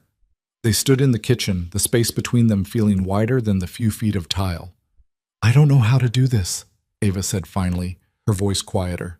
I don't know how to be the person Sophie needs and run a company and not disappoint everyone. You don't have to be perfect. You just have to show up. I thought I was showing up. Physically, yeah. But emotionally? You've got one foot out the door. Ava sat down at the kitchen table, suddenly looking exhausted. My parents died in a car crash on their way to one of my events, a school play. They were rushing to get there on time and a truck ran a red light and that was it, gone. Daniel sat across from her, waiting. I was 19, Ava continued, and I kept thinking, if they hadn't been trying to make it to my stupid play, they'd still be alive. If I'd been less needy, less demanding of their time, they wouldn't have been on that road at that moment. That's not your fault. I know that logically, but emotionally, I've spent the last 11 years making sure I never need anyone that badly again. That no one ever has to rush to get to me, that I'm completely self-sufficient. And then you fell for a single dad with a kid who needs you. And then I fell for you, and it terrifies me. Because what if something happens because you were trying to get to me? What if Sophie gets hurt because I asked you to pick her up, or come home early, or just be present? Daniel reached across the table and took her hand. Ava, life is risk. You can try to minimize it, but you can't eliminate it. And if you spend your whole life avoiding connection because you're afraid of loss, you're not really living, you're just surviving. I don't know how to stop being afraid.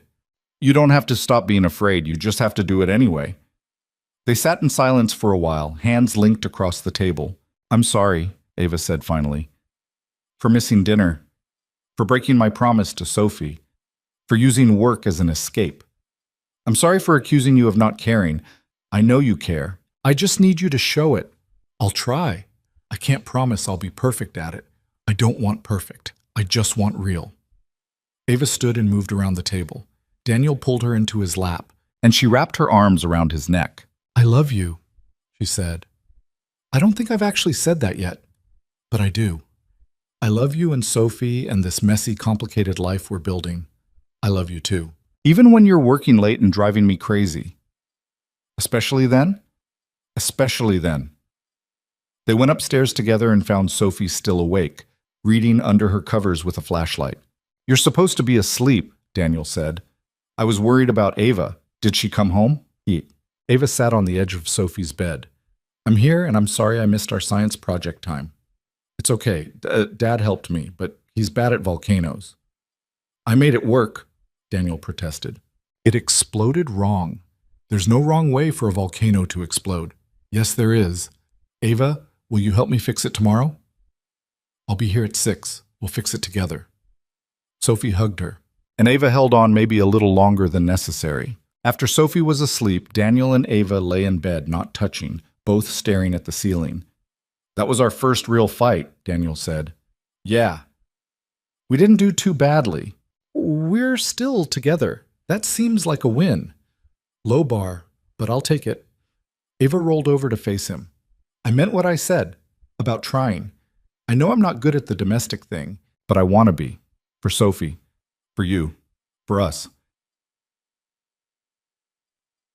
And I'll try to be more patient, to remember that you're learning and not assume the worst.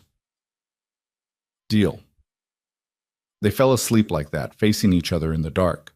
And when morning came, the fight felt less like a disaster and more like progress. The months that followed brought their own challenges. Ava missed another dinner because of a crisis in the Tokyo office. Daniel snapped at her for rearranging his kitchen cabinets without asking. Sophie had a meltdown about wanting her real mom, which hurt Ava more than she wanted to admit. But they worked through it, sometimes clumsily, sometimes with more fighting, but they worked through it. And slowly, the three of them became something that looked like a family. Ava learned to delegate better at work, trusting her team so she could be home for dinner most nights. Daniel learned that Ava's need for control came from fear, not criticism. And Sophie learned that love didn't have to be perfect to be real. On a Saturday morning in March, almost a year after that first press conference, Daniel woke to find Ava already dressed and nervous. What's wrong? He asked. Nothing. I need to talk to Sophie about something. Alone. Is that okay? Should I be worried? No, I just need to ask her something. Daniel found them an hour later in Sophie's room, both sitting on the floor surrounded by stuffed animals. Sophie was beaming. Ava looked relieved. What's going on? Daniel asked. Sophie jumped up. Ava asked if she could marry you, and I said yes, but only if I get to be in the wedding, and also we're getting a dog. Daniel looked at Ava. You asked my daughter for permission to marry me? Okay. She's part of this decision. Seemed only fair. And the dog? Was her condition for approval. I've been negotiating with a 7-year-old. I'm not proud of my capitulation. Daniel laughed. The kind of laugh that came from pure joy and disbelief. You haven't actually asked me yet. I know. I wanted to make sure Sophie was on board first. I'm on board, Sophie shouted. Super on board. Ava stood and pulled a small box from her pocket. Daniel Cross, you drive me crazy, and you make me better, and you gave me a family I didn't know I needed. Will you marry me? Daniel looked at the ring, simple, elegant, exactly right. And then at Ava's face, where he saw everything he'd been looking for without knowing it, love and fear and hope and determination. "Yeah," he said. "Yeah, I will." Sophie cheered and launched herself at both of them, nearly knocking them over.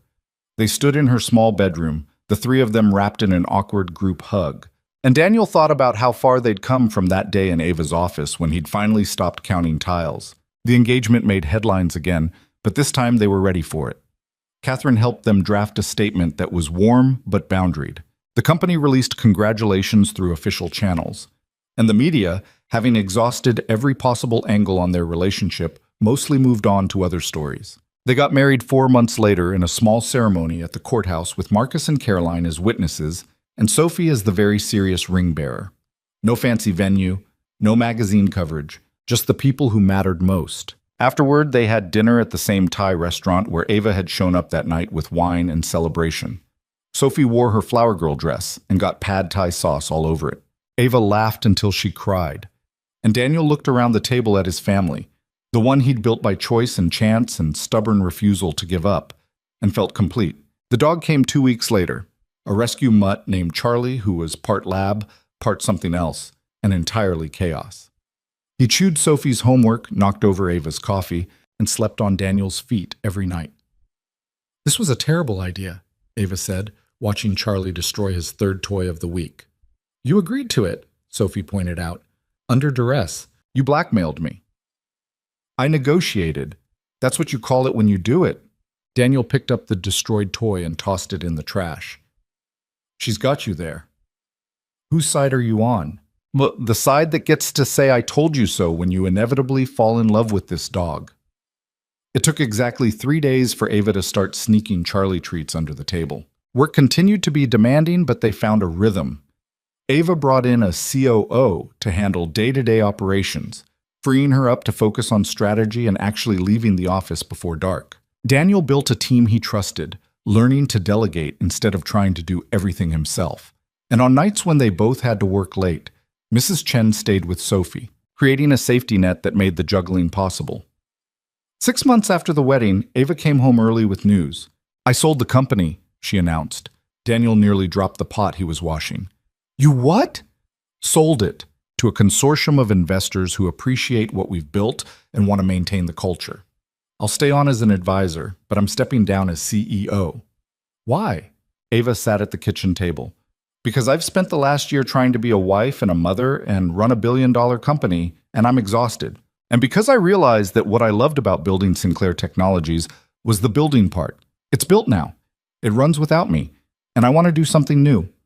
"What kind of new?" "I don't know yet. Maybe start something smaller. Maybe invest in other people's ideas. Maybe just take a year off and figure out who I am when I'm not the CEO." Sophie appeared in the doorway. "Does this mean you'll be home more?" "A lot more." "Can we get another dog?" "Absolutely not." "Worth asking." That summer, they took their first real vacation, 2 weeks in a cabin near Mount Rainier with no internet and no work emergencies. Sophie learned to fish. Ava learned to not check her phone every 5 minutes, and Daniel learned that happiness could be this simple and this profound. On their last night at the cabin, they sat around a campfire watching stars appear in the darkening sky. "I keep thinking about that day in my office," Ava said, "when you told me you'd been avoiding me because you had feelings. How terrified I was." "Of me?" "Of everything. Of wanting something. Of being vulnerable. Of the possibility that life could be more than just work and achievement. And now? Now I'm still terrified, but in a different way. I'm terrified of losing this, of screwing it up, of not being enough for you and Sophie." Daniel took her hand. "You're more than enough. Even on the days you're a disaster." "I'm a disaster a lot." "So am I. That's why it works." Sophie threw a stick into the fire, sending up sparks. "When I grow up, I want to fall in love like you guys." "Like us how?" Ava asked. "Like it's hard, but worth it. Like you choose each other even when it's scary." Daniel felt his chest tighten with emotion. "When did you get so wise?" "I've always been wise. You just keep forgetting." They stayed at the fire until Sophie started yawning. Then they walked back to the cabin together, Charlie running ahead through the trees, and put Sophie to bed with stories about constellations and the sounds of the forest settling around them. Later, lying in bed with Ava's head on his chest, Daniel thought about the path that had brought them here. All the fear and fighting and near misses. All the moments when walking away would have been easier than staying. All the choices to be brave when being safe felt smarter. "Thank you," he said quietly. "For what?" "For not giving up. When I was avoiding you. When the board was trying to force you out. When I picked that fight about you working late. You could have walked away any of those times." "So could you." "But we didn't." "No, we didn't." Ava traced patterns on his chest in the dark. "I think that's the thing nobody tells you about love. It's not about finding someone perfect. It's about finding someone you're willing to fight for. Fight with. Fight alongside." Very philosophical for midnight. "I'm tired. I get deep when I'm tired." Daniel kissed the top of her head. "I love you. Deep thoughts and all." "I love you too. Even when you burn toast." They fell asleep like that, wrapped around each other in a cabin far from the city and the company and all the things that had once defined them. And in the morning, they woke up to Sophie and Charlie jumping on the bed, demanding breakfast and attention and the start of a new day. It wasn't the life Daniel had planned when he'd first started working at Sinclair Technologies. It wasn't the life Ava had imagined when she'd built her billion-dollar company, but it was theirs. Messy and imperfect and exactly right. And that, Daniel thought as he watched Ava try to wrestle Charlie away from her pillow while Sophie laughed, was what mattered. Not the fairy tale ending where everything was perfect, but the real one where they showed up for each other, day after day, choosing love even when it was hard. Especially when it was hard. Because the truth was, nothing worth having came easy. Not the career he'd built, not the daughter he was raising, not the marriage he was navigating. All of it required work and patience and the willingness to be vulnerable when every instinct screamed to protect yourself. But the reward, mornings like this one, with the people he loved most making chaos and laughter and memories, made every moment of fear and uncertainty worth it. 2 years after they married, Ava launched a new venture, a foundation supporting young entrepreneurs from underrepresented backgrounds. She poured the same intensity into it that she'd given Sinclair Technologies, but with better boundaries and more balance. Daniel took on a role as her partner in the foundation while maintaining his consulting work with tech companies. It was flexible enough to be home when Sophie needed him, challenging enough to keep him engaged, and Sophie thrived. She grew from a scared 6-year-old worried her dad would leave into a confident kid who knew she was loved unconditionally by 2 parents who chose to show up every single day. On Sophie's 10th birthday, they threw a party in the backyard. Kids everywhere, cake being demolished, Charlie stealing hot dogs from the grill. Ava stood next to Daniel watching the controlled chaos. "We did okay?" she said. Yeah, she's happy. We're happy. That's more than a lot of people get." "It's more than I ever expected," Daniel admitted. "What did you expect?" "To survive, to give Sophie a stable home, to not screw up too badly. And now? Now I'm not just surviving, I'm actually living because of you." Ava leaned against him. "We did it together. That's the whole point." Sophie ran over, breathless and grinning. "Dad, Ava, come play capture the flag." "I'm terrible at capture the flag," Ava protested. "That's okay. You're on my team. I'll protect you." They played until the sun set and the birthday cake was gone, and parents started arriving to pick up their kids. And when the last guest had left and the yard was a disaster of discarded plates and decorations, the 3 of them collapsed on the back porch. "Best birthday ever," Sophie declared. "You say that every year," Daniel pointed out. "Because every year gets better." Ava pulled Sophie close. "How did we get so lucky?" "You didn't get lucky. You got me. There's a difference." "She makes an excellent point," Daniel said. They sat there as the sky darkened and the first stars appeared. Charlie sprawled at their feet, and Daniel realized this was it. This was the happy ending. Not perfect, not without challenges ahead, but real and earned and wholly theirs. And if someone had told him 3 years ago that falling for his boss would lead to this, to family and love and a life that actually felt worth living, he would have thought they were crazy. But crazy was falling in love when it could cost you everything. Crazy was standing at a press conference and telling the truth. Crazy was choosing to be vulnerable when protecting yourself felt safer. And somehow, that kind of crazy had worked. Not because they'd done everything right. They'd messed up plenty. Fought and doubted and scared each other with their fears and flaws. But they'd shown up. They'd fought for each other instead of against each other. They'd chosen love when love was hard and uncertain and terrifying. And in the end, that was the only thing that mattered. Daniel looked at his wife, brilliant, driven, imperfect Ava, who'd learned to leave work at work and prioritize people over profit. At his daughter, resilient, wise beyond her years Sophie, who'd survived a broken family and built a new one. At the dog currently drooling on his shoe and the messy yard and the life they'd created together. It wasn't the story he'd expected to tell, but it was the one worth living, and that was enough, more than enough. It was everything.